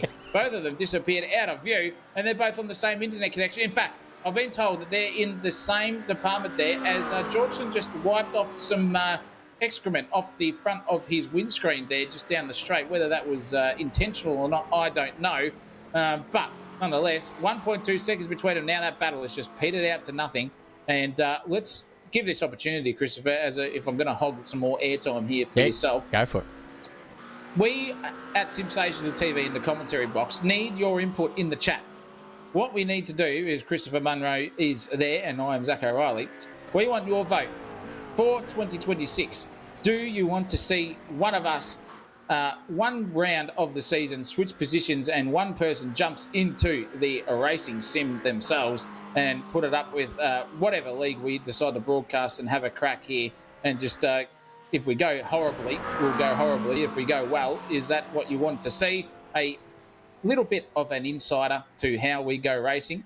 Or do you just want us to stick to what we do best and just keep our voices and our helmets off and stick our fat asses in the commentary box? Give us your vote in the chat there as well, and we'll put it onto Wayne there, Wayne in the chat as well. The old erection. I'm sure that they'd be happy with either of those outcomes as well. Surely a couple of mid-pack wanderers. Cameo. Yeah, a little cameo come out well. I tell you what, in the final round, perhaps if the price is right. A heat-seeking missile, perhaps, to whoever pays the most to have their rival taken out. I don't know if I'd be quick enough to even get up there to take out some of these blokes anyway, but maybe after another 100 hours practice back on the sim. It's been a long time since I've been out of the seat, and I tell you what, Zach O'Reilly, I am as washed as my underwear at the moment. It is absolutely a sight for sore eyes in the sim racing space. Just need to dedicate a little bit more time to it, I think. But I tell you what, well, it's always more fun in the commentary box anyway. If you can see all the action, you can call all the action, and you get to secondhand talk to all the viewers as well in the chat. For sure, that's the beauty of being up here as well. But when you get that competitive edge in you, and you just start to get that old green mist in your cockpit, it is a little bit addictive with our sort of mentalities here. And I'll tell you what, with Matt Webber here on the arse end of Michael Budge, is now looking for a move. Other inside, he does go straight away. Thank you very much, goes Matt Webber. Black flagged in the opening 2 laps in this man. That is why he's further down there. He started in 3rd, as you can see there. He's down 7 positions, but he's just doing his own Luke Fallon mission here at the moment and charging his way back into 10th place. If this was Chris in the cockpit at the moment, I'll tell you what, he would be pretty happy with his 45 hours over the last 2.5 years of sim racing in the cockpit in a 10th place. But Matt Webber here knows that he is on, and he can do a very, very good job. A 46.074 was his quickest lap of the race, and even with an overtake there, he still managed to put it into 46.7. So a quick custom up on this old hunt, and there is the first man to blink of the night here with 90 minutes of racing thereabouts, or 50 laps, and lap 22 down. Matt Munro is serving the first of the pit stops. Can this be a long run? Has he got the fuel to get to the end here? Is it going to be a 2-stop strategy here, coming back in at lap 44 for Matt Munro on a fresh set of boots, and maybe undercut the whole field here, Christopher, and maybe get himself inside that top 10? Yeah, he'll probably get a couple of spots, I think, off a brand new set of tyres. It really starts to take hold after 2 or 3 laps, and then you've got, I don't know, maybe 6 or 7 of really hot pace before it starts to drop off again. So if he can keep these guys at bay, half race distance is only in 2 laps time, mind you, and we'll probably see most of the field just peel in and get their pit stops done and dusted with, depending on how much fuel they took on in the first stint. I assume you just fill it up all the way and then come in and serve your pit stop halfway through, or run it empty, depends how long the refueling takes as well, because possibly if you come in for an early stop, you've got less fuel to put in it. So you do end up with a quicker pit stop in the end. And so therefore an automatic undercut, so to speak. But you're then left with that tyre offset at the end as well. Yeah. So your tyres are shagged and you could just be sort of nursing it towards the end when the other guys have been coming up on you at a rate of knots. Well, yeah, when you think about it, you got 2 laps before the tyres fire up, and if you do that twice, that could be about, if it's a 2-second difference between your quickest with those opening stanzas of 2 laps before your tyres heat up, you basically just robbed yourself. 2 by 4 is 8, so you've robbed yourself of 8 seconds of track time on the racetrack. So if you do go for that early pit stop, it might hurt you in the long run if you don't have the fuel or the tyres to get to the end. So a great point there, Christopher, for sure. But I'll tell you what, the British Pig here and Rogers are just going at it. And I'll tell you what, Wayne Rogers in the chat has said if Ash doesn't get a top 10, he's grounded. Well, at the moment, he's 2 positions gone from that. And he's got Mount Everest to climb with combined 14 seconds to get himself back inside that top 10, I would say, thereabouts. And he's got a man coming quickly at him here in the British Pig who's just started to find himself in the rhythm. And that is a full send up the inside. Beautiful, beautiful overtake there from the British Pig. He's just got that job done. Thank you very much. Slap the ham on it, slap the butter in that bun, and just ate him straight down the inside, did Rogers. And I'll tell you what, there is a blue pill needed in the Rogers household at this stage, because that P10 is getting further and further away. Quick moving Brittingham here at the moment. A 48.902 is his last. His best is a 48 on the racetrack as well. So a quick customer in the back end of this one. He's got a hell of a mountain to climb, though, for 10 seconds between himself and Budge. So stick around and see what the British Pig can do in the next, what is that? That would be 47.5 minutes left to go in this one, thereabouts. Just about to approach halfway, as we said. And no dessert either, says Wayne in the chat there too. So goodness me, is he grounded? No dessert. Harsh. I'll be surprised if he gets a 2-minute noodles for the rest of the week, Christopher, in the old single meal department. Yeah, just stale bread and water shoved underneath the door of the old bedroom as well. So harsh stuff in the old Rogering household. So, as you said, the blue pill needs to be ingested sooner or later, because the inside the cockpit there, it's looking a little bit, a little bit flaccid, as you could say. A little bit soft in the cockpit of the Rogers household here at the moment. Hey, it's all kicking off here, ladies and gentlemen. Half race distance just about upon us too. So we're going to start seeing some of these guys peel into the pits. I assume the top, I'm going to say the top 5 are going to stay out as long as possible, just to make sure that by the time they do come in, they're going to get clear air on their exit. So it's always a gamble if you're up the top, pitting into traffic. If you do that, you can find yourself just giving up the lead big time. And I mean, Dan Smith doesn't have too much to worry about at the moment, because that lead is 14 seconds. So by the time he does come out of that pit stop, assuming it's about a 30-second stop there all round, including in-laps and out-laps and whatnot, he's still getting around probably 7th or 8th when he comes out on track. So I think he'll be fine, because those guys are speedy at the best of times. Anyway, here comes Cook. He's got Liam Brooks now just chimed in. I think that might have been a big mistake there from Cookie. He has given up that ghost. Last lap around 48. Yeah, so first man in the 48. So he's really struggling here at the moment. The chef's probably worth maybe an early pit stop, roll of the dice there in the kitchen to try and get out there on a new set of tyres and bring him up a little bit more gently than he had to in the first stint, and that might go a little bit further in the second one, and possibly a little bit more pacey as well. Yeah, well, it's now the point where you're in that sort of unknown realm, as we say, because you've passed the halfway mark. You don't know where your tyres are performing, so it's all educational now on what this car can perform like over the next lap or two with that fuel load. And I'll tell you what, it's looking very, very pace advantaged here for Brooksy, because the Boga missile is starting to do impressions of exactly that. An ICBM, as they call it, an intercontinental ballistic missile, is coming right onto the back end of Chef. And I tell you what, if there's a driver in that household at the moment for Brooksy, I'll tell you what, it's Marco Pierre White, and he's going to have to start jumping into the cockpit of the Chef here to just calmly and very, very serial murder-esque like Just give him the calm. Now, I'm not impressed with how you're going, sir. You need to get yourself cool, calm, and collected and reset for the next one. And I'll tell you what, that is exactly what the chef is probably thinking about here. He's just gapped him a little bit, so there could be a bit of it. But Dan Smith is now in the pits. Just as we said, lap 26. He knows that there's no point going any longer on those tyres. He is a smart man indeed. Kobe Marshall has inherited the lead with a 46.807 for his last one. Duffy doing a 46.7, so only a tenth quicker now. Here's the beer man, but it's Dan Smith in the pits. We'll see how far down the order he goes. In fact, it was just about to pull up right now. So Dan Smith is done. He's in there, and he's dropping down like a fly here at the moment. But we've got a couple in the pits. We've got Brooks, we've got Cook, we've got Smith in there as well. So the Agent V1 and 2 have followed exactly the same simulation there and gone for it. Oh, what's happened there? It says he was. Now he's not coming into the pits. No. I've just absolutely hunted myself out of that one. Goodness gracious me. Smith into 8th, and now the chef is blinking. Dan Smith is still sitting there.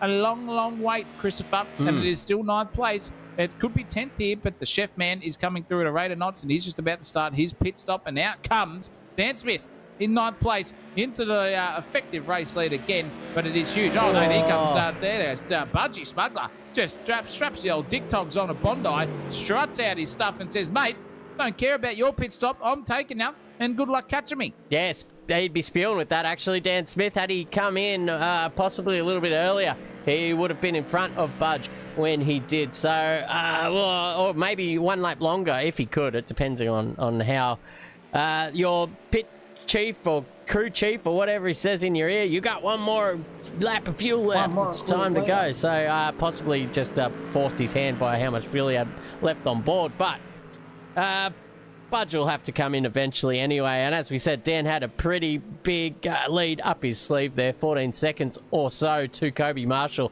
who's out there now, who's actually now pulled into the pits. So it's his turn to serve. And this pit lane is a 40-kilometre-an-hour pit limiter. Excursion. That is absolutely, they just feel like they could get out and walk faster than that. 40 k's an hour down the pit lane here at the bend. It would seem like an absolute age to get from one end to the other.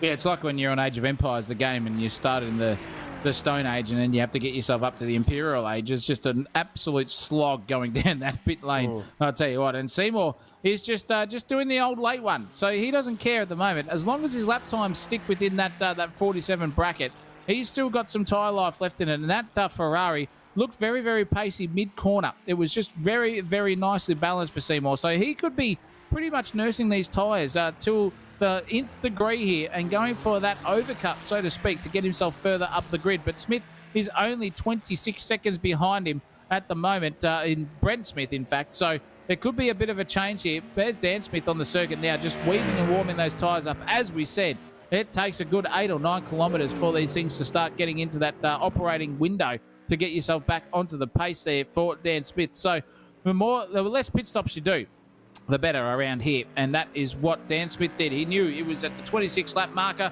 No point going any further. I'm just going to pit it in now, and I know exactly how the car feels at the end of the stint, a la the end of the race, and I'll just keep commanding this lead out in front. And that shows you, ladies and gentlemen, right there, how long that pit stop is. You've got 25 plus 17 is 42 seconds already between himself and Seymour, who's still circulating around. So that 40-kilometre-an-hour pit lane speed limit, as you said, Christopher Munro, you might as well just open the door, unstrap your buckles, and race the bloody thing down to it, and then jump back in before you get to the turn-in point at the pit lane, and you're still there. Yeah, get a forklift to come and meet you at the one end and pick you up and carry you down to the other. It's absolutely slow going there in the pit lane, but everyone's got to do it, so it's even Stevens out there. It's just an abrupt stop coming in after you get warmed up on that big long front straight. But Dan Smith now in control still. Got a 9-second advantage over Kobe Marshall, so a longer pit stop than he probably wanted. But as we said, he's got the advantage of plenty of time up his sleeve. Does not really need to worry. Can come into pit whenever he bloody well felt like it, really. Didn't have to think about strategy too much. Just pit when you're empty and go to the end. No real issue there for him. Luke Fallon, though, getting around Ferber just recently. and now he can set off up the street. He's made a mistake there, and let Ferber straight back up the inside, gives him a little bump and says, oh man, I can't believe you've done this, and goes in front. Now he's got all that work to do again, because we saw how difficult it was to get past him last time, how many flashes he had to give him to let that job be done. And this time, Ferber maybe thought about it, but then copped a little bit of a whack for his troubles and thought, you know what, buddy, you're going to have to do this the hard way. And he's going to certainly make him do it now. They're going to go side by side down the main straight. Let's see who's got the advantage. It is Ferber, just has the inside, but the outside is going quicker. That is Luke Fallon. And look at him now, just sliding up into T1. Doing it nicely. Fallon going to hang it fat around the outside, take that position now into turn 3. Ferber trying to hang it fat around the outside. It's not going to work this time. And Fallon back where he was before in P5. They are teammates, by the way, in separate cars. So it's just a little bit of gamesmanship here. And look at Luke Fallon just wagging that thing. Waggle. Nearly tank slapping himself out of contention completely there. Ferber's coming back in at a rate of knots too. Look at that for closing speed there, ladies and gentlemen. That was lovely, lovely stuff indeed. He's just showing the nose everywhere. These two are just having fun. I think Fallon knows that it's all over by the shouting for the championship, but he's just having a bit of fun out there with his teammates saying, mate, you follow me through in that car. I'm coming at you. Don't worry about that. The Porsche's mid-corner speed is just sublime there. And now it's all who can get the better line and better exit and run. And I think that's going to be Luke right there advantageous. You can just see him going a little bit quicker out of there. But boy, oh boy, that Porsche over on Ferber tonight has been very, very pacey, ladies and gentlemen. They're fresh out of the pits at the moment, is Ferber. So these guys are now warming up the tyres as best they can. As he disappears off the screen and comes back again, it's just magicians up and down the field. We haven't seen Meaty in here tonight in the Gen 3s. He's usually around, but Seymour's had a mare here too. So now he's really under pressure. He's got some hardware issues here. Is Seymour? Oh, has he got no fuel left? Has he pushed it too far on the envelope? I'm not too sure, because his last lap was a 52. It was 7 seconds off his personal best. Seymour's going back at him though. He's just going to let Ferber through, and as well, I think here too. No, he's not. Fallon's got the job done. Is Seymour just struggling big time? He is. He's just chainsawing that thing left and right, seesawing that car, and here comes Ferber too. Fallon's just having an absolute dance of a time at the front. Here comes Ferber on him. He's going to go up the inside, surely into turn 1. That braking advantage for the Porsche is sublime there. Porsche versus Ferrari, top done. There goes Ferber up the inside. Seymour at the moment can't get his tyres warmed up here at this stage. It's early phases for him as he's just come out of the pits. And now he's got hounded by these two. And look out. This is lap 4 all over again here. This is looking racy, ladies and gentlemen. Who's going to take it? Is it Seymour? Is it Fallon? Is it Furby? Are they all going to go for it? Or is at the back there? Is Webber going to come back at around at a rate of knots? Or is Brooksy going to come into this equation and just make it a foursome here in the orgy department? Goodness me. Four's always a party. And I assume with this battling, it will be a nice little foursome as soon as... Look at them all with the, the headlights ablaze down the hill there. I think just saluting to the track cameras there. Thank you to the Igniter team Motorsport there for lighting us up on the way down the hill. It's beautiful stuff. But if these three guys keep battling, we've seen what happened last time. I don't think they want to be having any part of that this time. They want to just be kicking clear of Seymour here, and Fallon just needs to stop worrying about the headlights and maybe just look down the road and try to build a little gap to these guys as well, because anything can happen if he just gets stuck battling with these three. And then we've got the Bogan missile just sitting in the wings waiting to something to fall onto the runway for him. But I don't know if it is going to happen here. Look at that. Seymour right up the arse of Ferber here as well, and they are line astern now, and the Bogan missile has pretty much joined the party too. He is only a 10th or 2 away from the rest of them now as they go snaking up the main straight for the 30th time or 31st time. Absolutely cracking stuff. Look at that. Actually, look at Ferber. The pace he had down the main straight there. That Porsche absolutely firing into, what do you call it? The afterburners. Bang, and here goes Fallon again around the outside, up the inside of turn 3. Cracking racing from all three of these guys, and soon to be all four.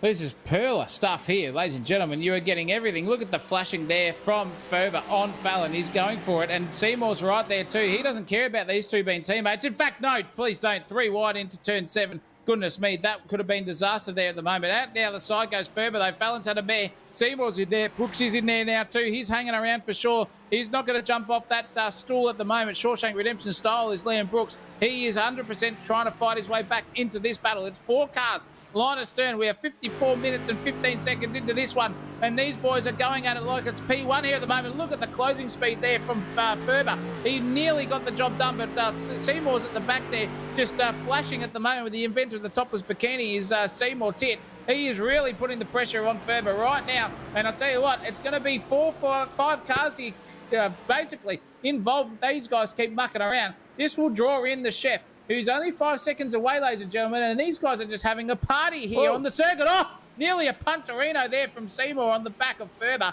They nearly came together. Luckily, they're there. Here comes Brooksy, though. He's trying to pick up any of those crumbs that we said was going to happen. Fallon's probably just been a deliberate cork in the bottle here, or driving like a man absolutely not possessed here. Up the inside goes Ferber, though. He's got the switchback move done. Thank you very much, he says. I'll take it into the final turn of this one. Can you catch me down the straight, though, Luke Fallon? Looks like he has got the job done, but now they're going battle and battle. On board here, full to the right-hand side of the circuit. Bump drafting, in fact, to the 2 teammates here. Fallon's going the old Michael Schumacher and Rubens Balacara up the inside here. Gets the job done, or does he? No, just a bit later on the brakes. Oh! Nearly contact there between the two of them. Seymour's involved in this one now. And he nearly punts it back into Ferber too. Oh, goodness me. Incredible racing between all 3 of these guys. How they're not coming together here, I don't know. This is full awareness, situational style, and it is putting on an absolute show here for the stream. But they're doing this deliberately, boys. I can thank you 400%. Ferber is really on the back end of Fallon, and Brooksy just doesn't know what's happening here. Yeah, Brooks just watching it all and probably applauding in his cockpit as well, saying this is fantastic to watch, fellas, but keep it up, and I might be able to just skim a couple of positions off you guys while you battle it out. Look at this. Ferrari around the outside of the loop-de-loop section. Wowee. What about the downforce on that thing? And it manages to get the job done. Seymour up into 5th position now. We got Ferber chasing in tow, probably just trying to cool those tyres down after a little battle with Fallon earlier, and Fallon has kicked clear to about a 4/10 gap at the moment, and you know how close the racing is when I can say he's kicked clear to a 4/10 gap. They were absolutely hammer and tong, tooth and nail racing, as we like to say, but all 4 cars now getting involved, and Liam Brooks just at the back watching them all, and he's getting a good sense of where they're slow, where they're quick, where he could possibly take advantage of any of these drivers here as well. I think Ferber has just got this 3rd and 1st sectors all sewn up, to be fair. He's very quick out of the final turn. We've seen that on plenty of occasions, so we might even, look at that line he's got there, just fires it in early, picks up the throttle early, and he's almost up the back of Seymour, who in turn is up the back of Fallon now as well. You can see them, pulls out of the slipstream. We'll have the final laugh at the braking zone here into turn 1, but look at how late Fallon is on the brakes, trying to send it wide, takes up all the road, fires it in, and Seymour now goes up into P4. Beautiful driving from him on the comeback trail, but now the tables have turned, and it's Luke Fallon's turn. It is his turn. He's going hammer and tong again, like a dock and tooth and nail style. And look at the closing speed of Fallon. Up the inside he goes. He thought he just lost that P4. Now he's fighting it back here between himself and Seymour. Goodness me, nearly coming together. Too wide of the exit there. Fantastic racing. Advantageous side of for Seymour there. Ferber's just loving life watching this and having a giggle between the two of them, I betcha. Look at Liam Brooks. He's still trying to chime his way into this battle. He can't get there. These guys can battle all the way to their checkered flag, and Brooksy just cannot catch a trick here at the moment. He's just got to learn, as you see, Christopher, all these guys in front, just how to go racing and go for it. But Seymour, he's got the old take no prisoner style going on here tonight.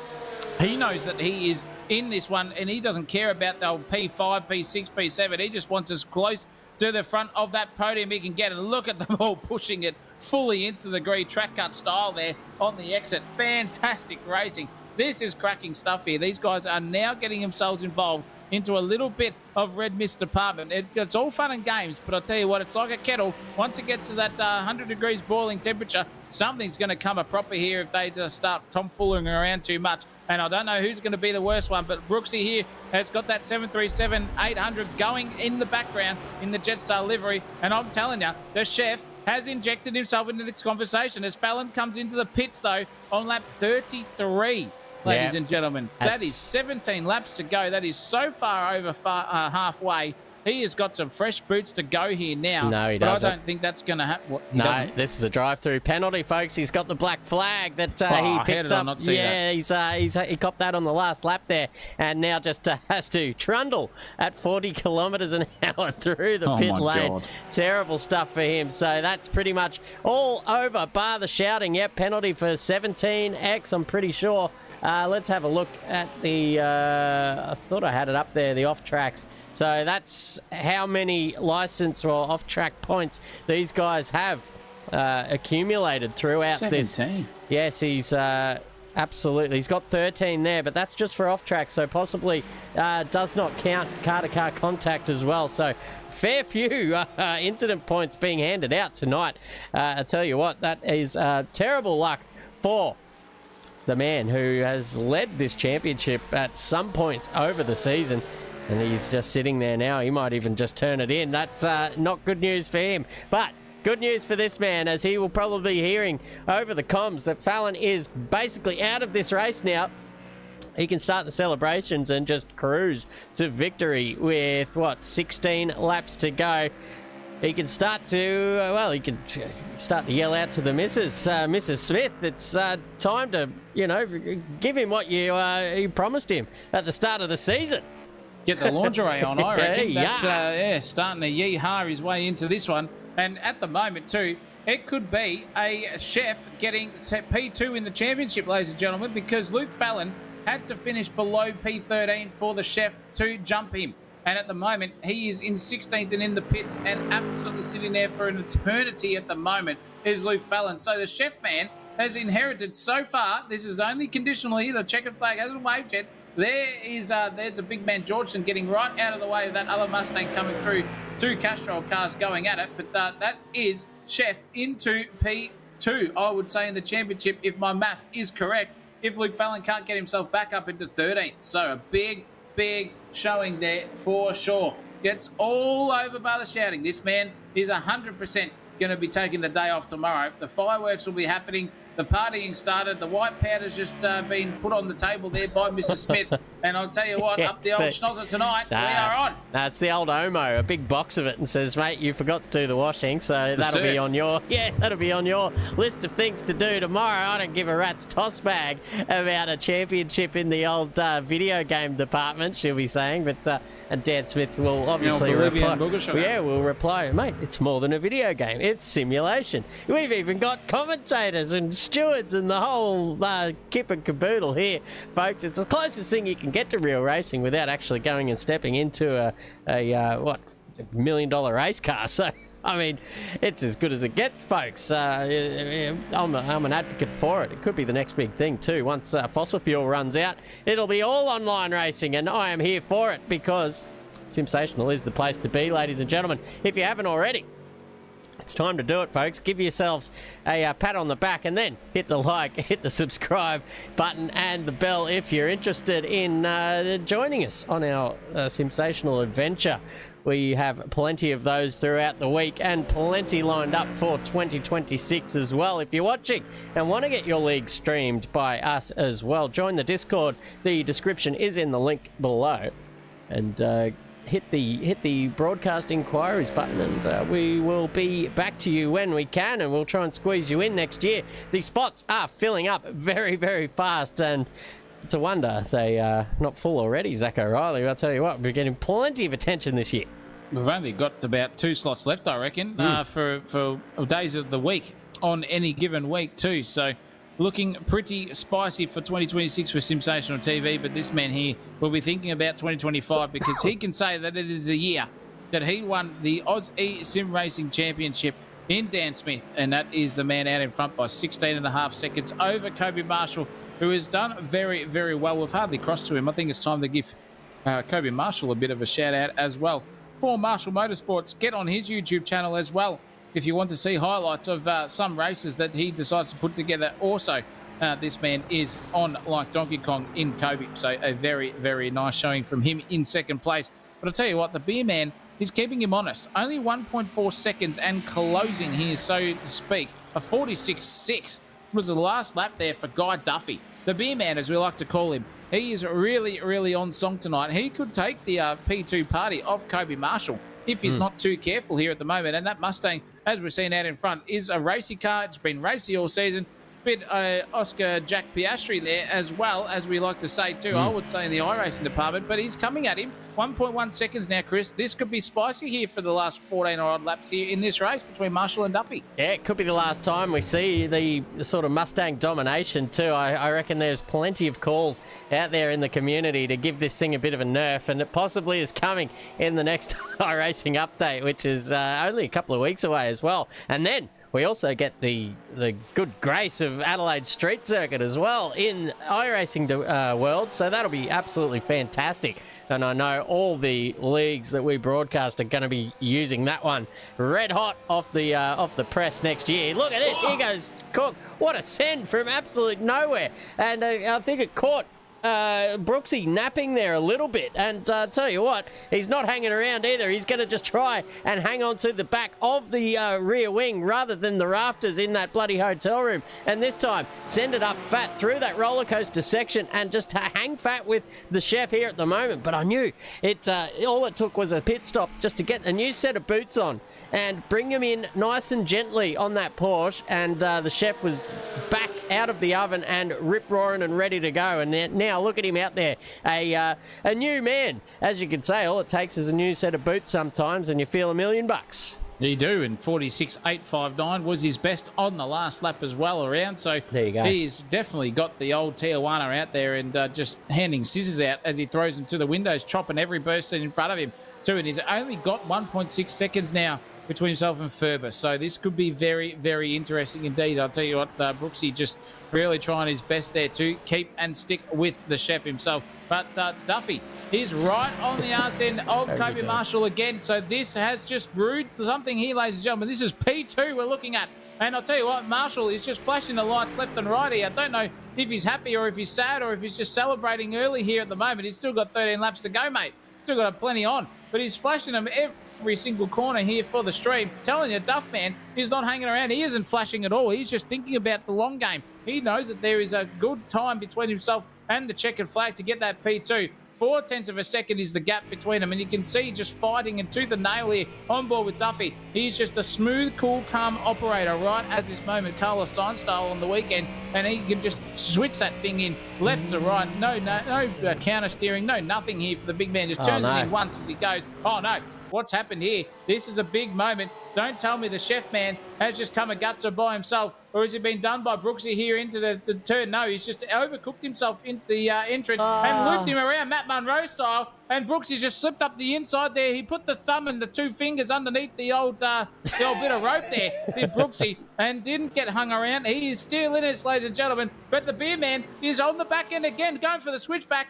This is incredible racing between the two of them. Smoke signals as well from the rear tyres on both of them. Marshall Motorsports is under all sorts here. The beer man is right there with him. Now it's going to be a drag race down the front straightaway, and he's still flashing. I don't know what the hell's going on here at the moment. He's just outdoing everyone for the whole season here in the flashing department. Third member out, 6.5 inches there for him in the Kobe Marshall Motorsports department. 2x2 into turn one. This could be tears. It could be glory. Who's going to be there? And it looks like the beer man's still there. A bit of overlap there from Kobe Marshall, sticking down the inside like he's done all race. And beer man around the outside, trailer park girl style, has tried to get the job done. Can he get the power down? They're even Stevens here at the moment. It is all on for the bookies. Dead set favourites here for P2. Cracking stuff into the final furlong, into the braking zone we go now. Oh, and it's Seymour around. Seymour, it's done. It's Marshall around the outside. But up the inside goes Beer Man. Takes P2.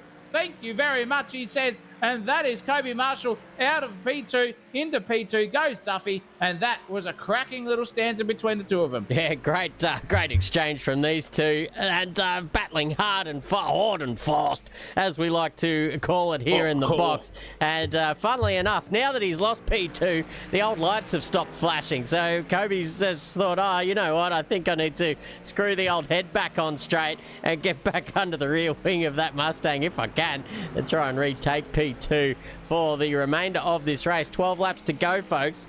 So he's better hurry up and pull his finger out, because the pace is in the Mustang here at the moment. Last time around, these guys 49s plays a 46 of Dan Smith out in front and a 46 of Seymour behind. So the more they do that, the more it brings Seymour into it, although he does have a 19-second gap to make up. Probably a bridge too far, if you ask me, for that kind of distance. But look at this man. He was black flagged very early in this race and has just been picking off these guys customer by customer, one at a time, all the way through. And he's finally made his way up to P7. There's possibly going to be P6 in a second, because Brooksy there, I don't know how much of a fight he can put up because of the pace of Matt Webber. He's a second a lap quicker before he got up under the rear wing of him now as well. So he's going to have a very hard time keeping this guy at bay, especially with that kind of exit down that main straight. He's picked up the suck down there in South Australia. It's half price if you're playing that game from home, ladies and gentlemen. Pulls out, pulls alongside. Now all just has to do is find his braking marker, find that apex, and he will find himself up into P6. Beautiful stuff there from Matt Webber. He is a man possessed here tonight, fighting his way back from that black flag early on in this race too, and still finding himself in that P6 position. He's got 4.4 seconds to get himself into P5, which will be a miracle at this rate, but he's on the gallop. He's got that clean air in front of him now between himself and Ferber. 4.4 seconds is the gap as well, so it's decreasing, increasing, you name it, but he's just got to keep his eyes forward and focus on nailing those apexes like he just did there. That was beautiful stuff there. Used all the inside apron he possibly could on the track, did Webber, and came out the other side beautiful, and just no answers there for Brooks so far. So Webber's on the charge here, started in P3, now in P6. Can he get to P5? We'll find out very, very shortly. A 46.1, though, from Dan Smith out in front as he just did a lap. Everyone else is literally only a tenth for their best, but everyone's going at the best within only half a second of him. So your time's that by 50-odd laps. That's bloody 25 seconds down the road by the end of this race, and you can see already he's 23.42. So it's very, very nice indeed from Dan Smith. Can Brooksy come back at Webber? Is Webber just a bit red misty, or is he just on the fight back focus trail here at the moment? We will very, very shortly find out with a bit of the old lull in proceedings, as they say. We'll go through the chat here.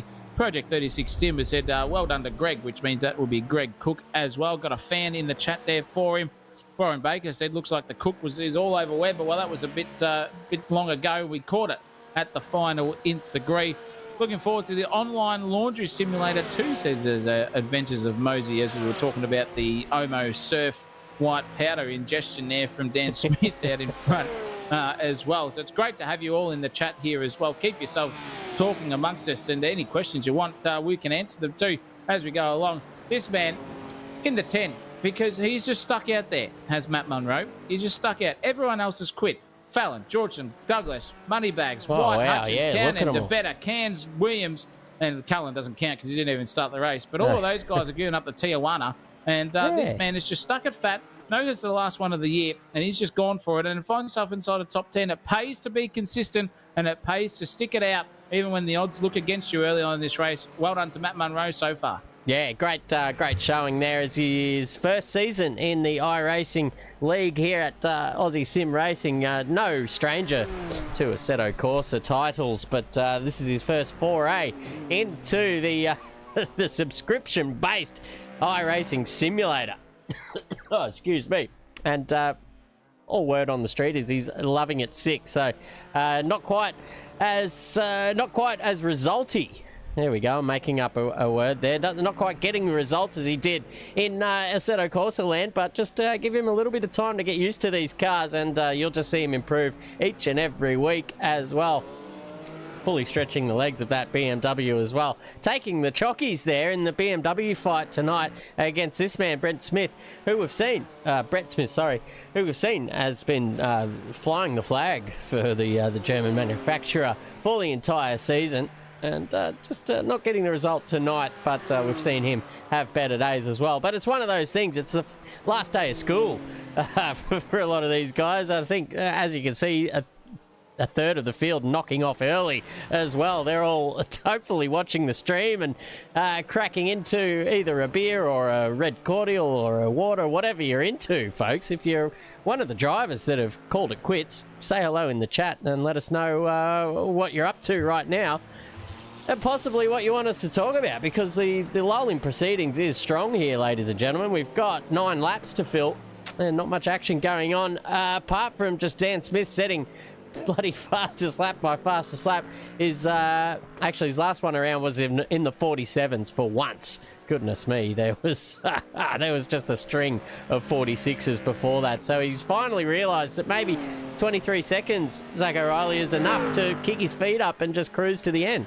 Well, he's just done a 46.9, so he's collected himself again. He might have just had a bit of victorious mental phasing, as we like to say. When you're that far out in front, you start to think about that checkered flag a little bit too early, and that's probably what happened for him. A personal best just done, though, for Rogers and Coelho as well in 12th and 13th on their lap, so they're starting to fly along as well. But with the lull in proceedings, we know what that means. It's like a safety car period. Stuff starts to heat up. And I'm telling you, Webber is only 1.4 seconds away from Ferber in 5th and 6th place. That's the battle that we are going to see brewing very, very shortly. And he can see him, he can taste him, he can smell it.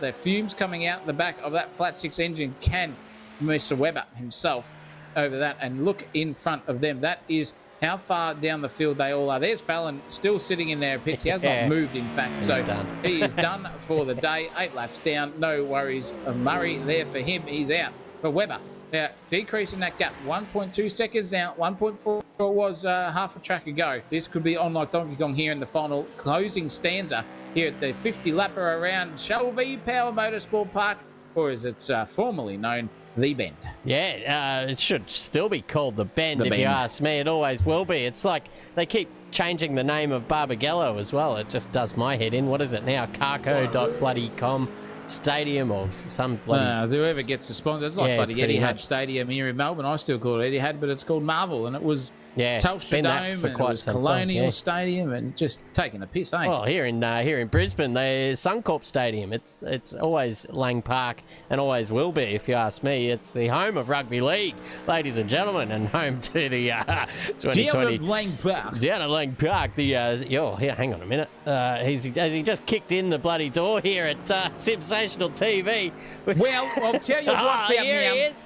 He has come back with a vengeance, and he is dead set in the fairing department. Crowbarred the heck out of Zach O'Reilly once again, and I'm telling you now, he is down for the count with the old talcum powder hitting the showers style, as we like to say. But it has been a dead set bit of a mare here so far for everyone in the championship contenders, and it's been 4X Gold has been the drink of choice. But down here in South Australia, the old Sav Blanc Semillons have just given the old Rabs a bit of a rev up, so to speak. And I'll tell you what, if Mrs. Rabs was here dead set in the fair dinner department, she would be giving an absolute rogering or a dead set rooting in the Wallaby Ted department. Good to be here with you, Christopher Munro, once again. Yes. And it's fantastic to sit in the commentary box at the old Bend, or the Shell V-Power Motorsport Park, as it likes to be said now. And this battle here between Webber, I'm not sure if he is a son, a love child, or a little bit of a lonely, reminiscent relative of the great Leviathan he is himself in Mark. But he is dead set coming back with a vengeance here tonight. Yeah, it's good to have you in the box. The champagne commentary of, well, the last 30 years of rugby league. Ray Rabs Warren joining me in the commentary box. And yeah, Webber, I'm likening him to the barbecue, perhaps. He's just turning up the heat here at the very end. He's been turned around. He got, no, he didn't get turned around. He got a drive-through penalty, Rabs. I don't know if you were watching the race earlier on. You're probably down there at the bar area harassing the bar staff, but they've kicked you out and now pointed you in the direction of the commentary box. But here he is on the comeback trail, up to 6th position now, and he's knocking on the door of 5th position, Rabs. But before we got you in, I was just telling Zach O'Reilly, who's still unconscious on the floor after that crowbar to the head, about how good the battle was between not only Smith and Fallon throughout this entire season, but in the rugby league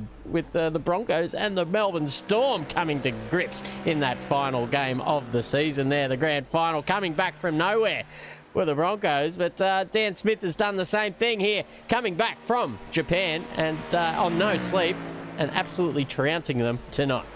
Well, in the land of the samurai, as they like to say over there in Japan, it is a dead set of place where you get some zen, you get some relax, and you get some sort of different styles of what we would say in the old dummy half department, some comebacks. And when the Broncos came back on the Storm there in the grand final, I had some sort of reminiscent in terms of memory style here in the old dementia department. That I have got some onset dementia here too, by the way. I've been diagnosed lately, so if I cannot remember any of the old, what would they call it there? I think it was called the state of orangutan or something like that, Christopher, back in the day.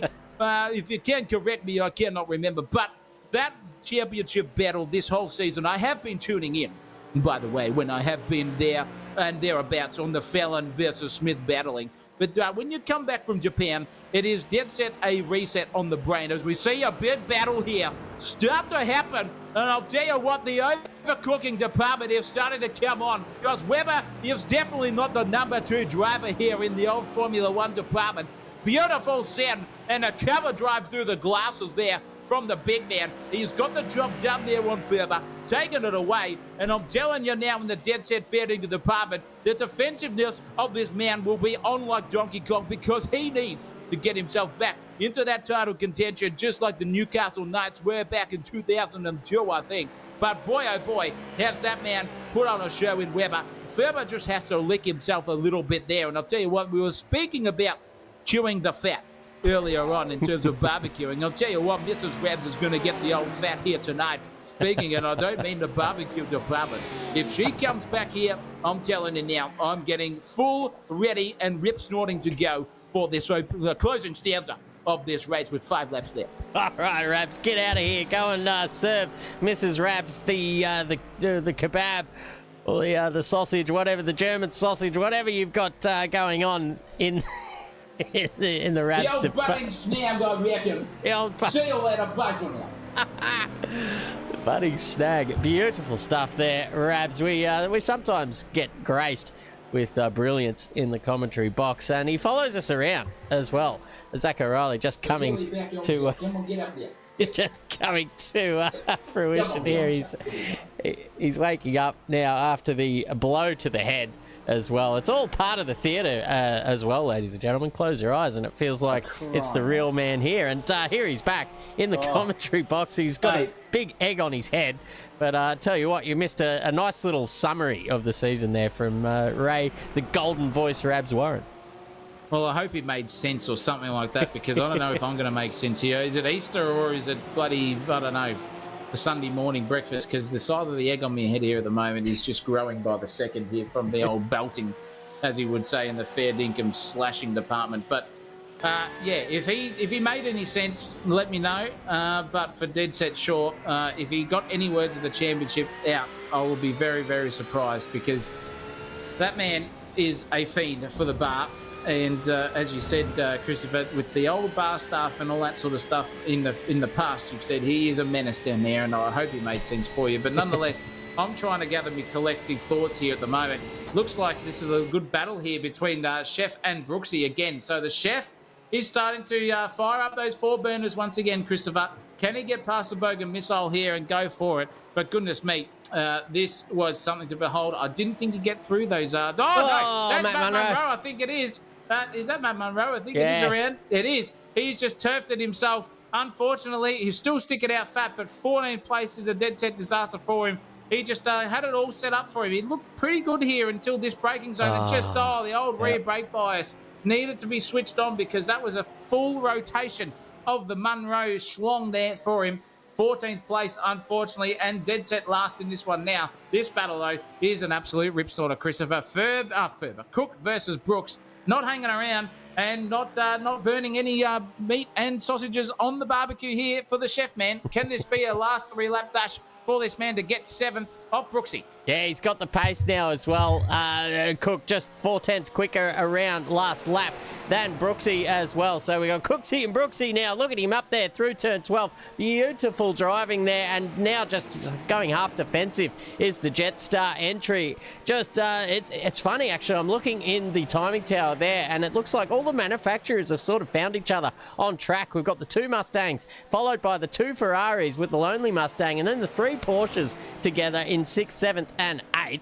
And then down there we've got the 2 BMWs in 13th and 14th as well. So it's quite a telling tale there, I suppose, of the manufacturers and how good they go around this circuit. But I tell you what, none have gone better than Cook out of the final turn there. He's got the run, he's got the momentum, but I'll tell you what, the stretching of the legs in that 787 Boeing has just cut the nose off down into turn 1, gone super defensive, so there might be a switchback on here for Cook. He does, he draws up alongside, sends it fat around the outside of turn 2, gets up to the apex first of turn 3, but the switchback will be on again for the Jetstar entry. But now, because of the fast flowing section there, Cook has been able to hang on, and now he just needs to consolidate down into turn 6. But now it is Liam Brooks who gets to the inside first, very deep under brakes, both of them following each other off the circuit almost. The switchback almost half on here, almost banging doors too through the uphill section down through the concession of right-hand turns now, and Cook's back to 8th position. Fair income stuff. This is all happening here between the 2 Porsches, and I reckon it'll be just doing this for the next couple of laps. But out in front, Dan Smith still doing it all his own way, a 46.1 on the last lap. He's almost a second quicker than anybody else out there on the circuit at the moment.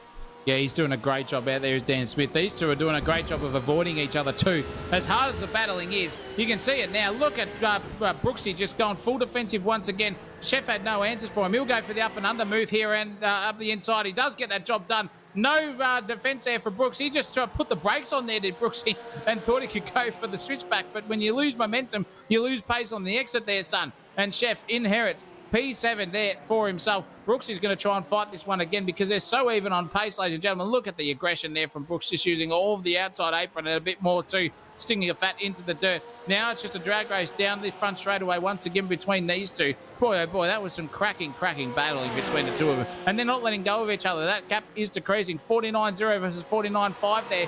And I'll tell you what, it's advantage Cook here. Here's Brooksy going to go for the last minute lunge in the bogan missile. No, he won't. He'll just stick a fat there, but he'll go for that very, very penultimate sort of late apex exit style there maneuver. Can't get the job done. Chef has just gone on the full racing line there too. So he's reset his brain already. Uses all the outside apron there he possibly could to just gallop himself and gap it, because 0.4 of a second is still half a sniff between these two. And it is jet set on like Donkey Kong in the feeding department. Fantastic racing between Brooksy and Cooksy, as Munro beautifully called there as well. It's still on because that momentum out of that hairpin from Brooksy is just sublime over Chef. He just can't get that power down as early as he can. This is the old roller coaster section as we do. Oh, no, that's wide there from Brooksy. He had to check himself up there, and he's given up the ghost there a little bit. Can he check himself back up and get the early apex? Is he around that beautiful right-hander? Come out the other side. Oh, there's a track limits. Hopefully that's not a blue black flag there for Liam Brooks with those 16, 17 incident collisions there, but he gets out unscathed. Thank goodness for that, but it's given Cook a little bit of a breathing room there as well. And have a look at them. They're both on the nose right now. That is dead set in the fair dinkum department. Full on like Donkey Kong. In fact, it's gone over the limit there too for the rest of them. So it's going to count a combination between contact and track limit excursions for sure, because Fallon got a black flag for only 13, Christopher. Yeah, so I'll have to double check with the league what the threshold is there. Someone said 17 in the chat, but both of these boys still ploughing on with 18. So maybe the game not picking up the correct number of incidents there as well, possibly. So who knows? But what we do know is there's been a number of black flags handed out tonight. Two of the Speedy customers got one. It was Matt Webber up there in P5. He's got a 4-second gap out there too. Alexander Seymour as well. I don't know if he's going to be able to close that gap in the remaining 2 laps of this race. And then obviously the talk of the town tonight Luke Fallon copping one as well. After probably, I mean, he was up there. Anything could have happened, but I mean, this guy now starting the final lap of his championship. He has not put a foot wrong. I think the only incident I can remember this season is when he had a little indiscrepancy down there into turn 1 at Zandvoort in the wet. He did punt somebody then, but I think from then he's been clean, and before then he's been clean and fast the entire way, Zachariah. Well, I think that was his last race before the break. Yeah, that he missed, and maybe he was just getting into holiday mode a little bit too early. There was Dan Smith for that one. So, in fact, he's come back with a vengeance. He's just shown him that 2 weeks off, in fact, 3 weeks in Japan has done him very, very well indeed. And this man has just dominated it from the start all the way to the finish here. And it's been an absolute doctor's clinic here, not Medicare style, private health, in fact, because it has been premium. It has been shown to the best man on the field for the whole season is Dan Smith, and he is doing an absolutely perfect job here to round out his nearly perfect season as we've seen so far, and he's just doing it with ease here. He's just giving it a waggle and a bit of a flair to the end of his lap, the final lap of the GT3 season here at Aussie Sim Racing for 2025. He's going to go Dan Smith's way. He's got one hand on the trophy, Christopher. He's about to round the final two turns here at the bend, and he will definitely have both hands on that championship trophy. Dan Smith, take an absolute bow. Ah, beautiful driving all season, and he hasn't put a foot wrong here tonight. He deserves the chockies, ladies and gentlemen. Break him out. It's been a fantastic championship tonight, and he is the best. Don't you worry about that, folks. Better than all the rest. But I tell you what, commiserations to Fallon, but we'll get to him later on because this is the man of the moment tonight. Dan Smith has won a number of races this season and has been the car to beat. He's always been pacey. He's up there, pole position most of the time. He's had a few contenders come and go to try and knock him off his perch. They haven't been successful tonight, ladies and gentlemen. Dan Smith is your Season 2 of the Aussie Sim Racing Gen 3 Championship.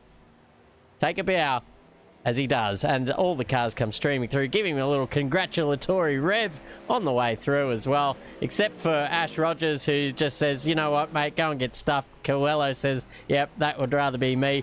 Kobe Marshall, that's twice, crossing the line there for P3 as well. Seymour exiting the server in P4. Matt Webber, the comeback on to P5 as well, with Ferber and Cook crossing the line. Ferber actually getting past Cook again on the final lap. I don't know what happened there, but maybe we can go back and have a look. No, we won't. It's all about this man. He's parked on the circuit for a reason. Let's show that car. It's a beautiful livery. I love it. It's one of my favorites. Reminds me of the well, it is. It's a Celica, piloted by it's a Toyota Celica rally car. That's what that livery is from, 1994. I forget who piloted that thing, but it's an absolute ripper of a thing. It's a dead set ripper, and as everyone has crossed the line to finish, they can start the celebrations there without getting a penalty, which has been instructed. And he's doing his best here with traction control and ABS and everything in a GT3 car to get that thing doing some burnouts. He's finally got it done there, and that is your champion, and rightly so. Dan Smith, the best man of the season so far, and definitely taking out the chockies and just going off into the bunda. He'll be celebrating that one for sure. Very, very nice job done there from the big man. And what a better place to finish at than the bend, as it says right there. No Shell V-Power Motorsport Park nonsense at the moment between them. But we have got them all in the briefing room, which Simsational TV holds together. We've got Dan Smith and we've got Garthy in there as well to have a chat. So we will get to them very, very shortly. But once again, a big congratulations to Dan Smith. It's super. Absolutely loved it. Absolutely loved commentating on that. It was all balls to the wall stuff for the whole season. And with everything coming Luke Fallon's way and Dan Smith's way, there can only be crowned one winner. And that man is Dan Smith himself, Christopher. Yeah, absolutely. If you unmute yourself in the Discord, we can start to question these blokes as well. I'm sure they can hear me now as well. Dan Smith is in the chat, ladies and gentlemen. Congratulations. What a season. What a race as well to finish it off. How are you feeling after 1 hour's sleep, getting off the plane, coming in from Japan this morning and turning it into an absolute demolition job?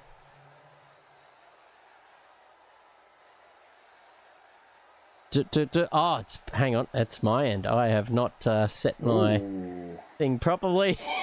Here we go, ladies and gentlemen. Let me just fix that up. Sorry, folks. That's working now. Here we go. Now we are working in the Discord chat. I'll repeat my question if I can remember it. Dan Smith, congratulations on the win tonight, and congratulations on the championship. How are you feeling after very little sleep, after getting off the plane in the early hours and coming straight to the race tonight? Oh, I could definitely have a snooze. Yes. It was a good race, good win. Yeah, mate, great win indeed. You had plenty of pace there as well, just turning the screws out in front. We saw you had, I think before the first pit stop, you had forged yourself about 14 seconds lead already over Kobe Marshall, and continuing to pump in fastest lap after fastest lap. Were you in, obviously you're in the zone there, but does the thought cross your mind that if you're pushing too hard, you might bin it, or is it just you're in that flow state and you don't even think about it when you're out there? Yeah, it's definitely the flow state, because as soon as you start trying to do something different, take it easy, that's when you're not driving how you usually would. End up in the wall. It's like Sandown.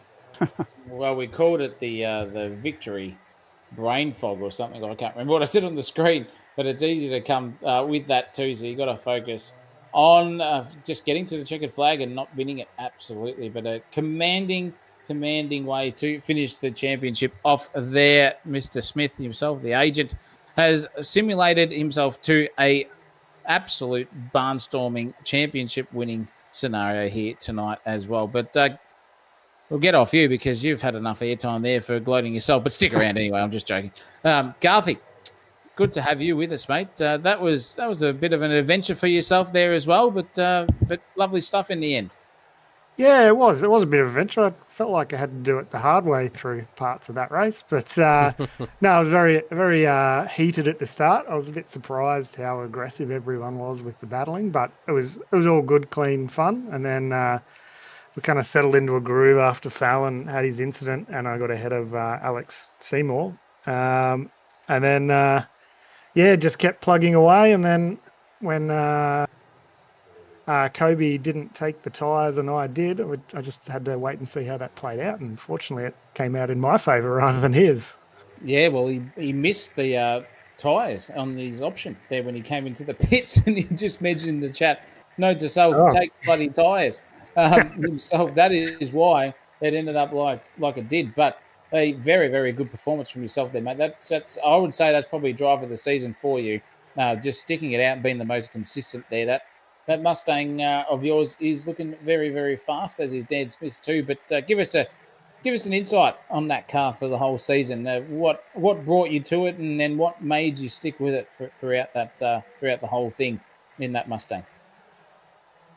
Well, for me, I suppose we just did it because of the few of us mates. A few of us wanted to run it. I think Dan was the first one that said he was going to run it, and we all thought, oh, yeah, we'll just run the same one, share setups, and that was pretty much it. But I think it was it's definitely been a fairly good car, and certainly competitive week in, week out. So we've been a bit fortunate there. Yeah, that's right. We've seen it. We've seen it time and time again. The majority of the Mustangs in the field just look, to the naked eye, just like they're more settled on track. The body language of those cars just seem to be fantastic. Here's a question for both of you. Dan can answer this one. Do we think that the Mustang might be in for a bit of a nerf in the next update for iRacing? I'm not sure, to be honest. Based on the official races, it seems to change week to week. Yeah, it all depends on Ferrari, which track. McLaren, and they've always been quick at sort of the tighter tracks. Mustang's good on the flowy stuff. Yep. I mean, tonight is the epitome of flowy circuits. Only a couple of really deep braking zones as well into 1 and 6, I guess, are the main ones. But the rest of it is really nice and flowy. You can use the aero and the sort of front heavy front engine car there as well. But were you worried about young Fallon tonight? And how did you feel when you saw the black flag come out for the poor bastard?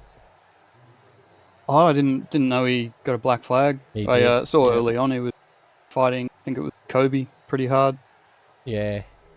He, at the start, well, he started 4th, didn't he, Zach? And just got caught up in that opening lap. Just balls to the wall racing that Duffy was mentioning earlier. And it all came fruition. He got turned around as well in turn 6. So he was on the comeback trail from then, and that was pretty much when we knew in the commentary box that you'd run away with it from there. But we can't say anything that early in the race. But, anyway, it was you would have put me into the wall. Yeah, exactly. We didn't want to commentate a curse, and we didn't actually. We didn't curse anyone tonight, Zach. So that was really good. Yeah, it was very good. We were perfectly on song here tonight in the non-commentary curse department. But it was a great showing. And unfortunately, Kobe Marshall can't get with us because his microphone's absolutely dead as a doornail for him. So we won't hear from our third place getter. But I just want to finish off with a very, very big congratulations once again to yourself there, Mr. Dan Smith. A well-earned championship and very, very nicely done. And the beer man, if you stick with that Mustang, mate, I think you're going to be giving these guys in front of you a good old hustle and bustle for next season. So a very big well done and congratulations to the both of you. It's been a pleasure to call the action so far with you guys as well, racing around. And it's been a pleasure with our first season here with you guys. So thank you very much, Lee. Thank you, guys. Cheers. Thanks, boys. No worries. And that, sadly, concludes tonight's festivities. And it's been an absolute privilege for myself and Zach to join the commentary crew for this league, Aussie Sim Racing. Look them up. The link is in the description below if you want to come racing for next season. I'm pretty sure it's going to be bigger and better than this one as well. Onwards and upwards, as we say. Everyone in the chat is just looking forward to the next one. If they can kick it off next week, they probably would, but I think we need a little bit of a break for Christmas and all that good stuff, all the drinking, all the eating that's going to be happening over the holidays. But I can speak for myself and all of the Sensational TV team that it's been an absolute ripping time for us in the commentary box, and I'm looking forward to next season as well, as I'm sure Zach is too. Yeah, definitely, and looking very much forward to 2026 in general at Sensational TV. So keep your eyes peeled, ladies and gentlemen. Some big announcements coming your way and our way here as well for that too. But it's been a rip snorter, Christopher, as you said, and it's just a privilege to be a part of Aussie Sim Racing as well. And it's just been here in the commentary box. So it's been a fantastic 2025 season so far. Loving every moment of it, and being with you in all of the stanzas that we've been with in the commentary box. Knocked out about 20 times this year as well by the big man, Rabs Warren, including tonight. It's been a roller coaster season so far here in 2025. Yeah, absolutely. But as all good things must come to an end, it's time to wrap up for tonight. So one last beg for likes and subscribes and hit the notification bell if you haven't already.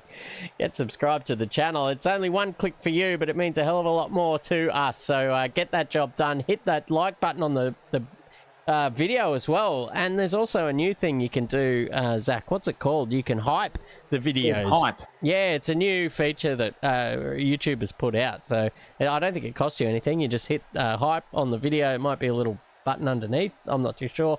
And it does something for the algorithm, and people that are interested in racing get to see hear our faces and watch you guys race. So easy little transaction there for you guys to do. But I think it's time to sign off. I'm just to my mental capacity here tonight with all the action and this season. It's time to sign off, I think. It is. It's definitely time, ladies and gentlemen. Thank you for everyone tuning in tonight for the broadcast. Thank you to all the racers there at Aussie Sim Racing as well. And a massive thank you to our naming rights sponsors, ARD Importing, Simulator Driver Trading, Speed Nation, and Bilko Pack hosting us for this season. And to all of our Patreon supporters as well, and our donors throughout the streams as well. You are all very muchly appreciated, and you guys know it for sure. But it's been a good season here at Aussie Sim Racing for the GT3s. We're not gone here at Sensational TV, though. Tune in tomorrow night, in fact, for Wednesday Cup for Sensational Esports as well. That's all firing up in the TVRs as well. And then we've got a double header coming your way on Sunday too with the big bangers back on track. And then we've got the Gen 3s as well for Aussie too. So stick around for that. But for now, it's good afternoon, good evening, and good night here from us in the commentary box. Christopher Munro, he's himself and puts the M in magnificent as always. I've been Zach O'Reilly, and guess what? You're not. And until next time, it's been a sensational TV production here at The Bend. But until next time, ladies and gentlemen, you know what to do. Keep it flat out. Sensational TV YouTube channel. Don't fucking miss it.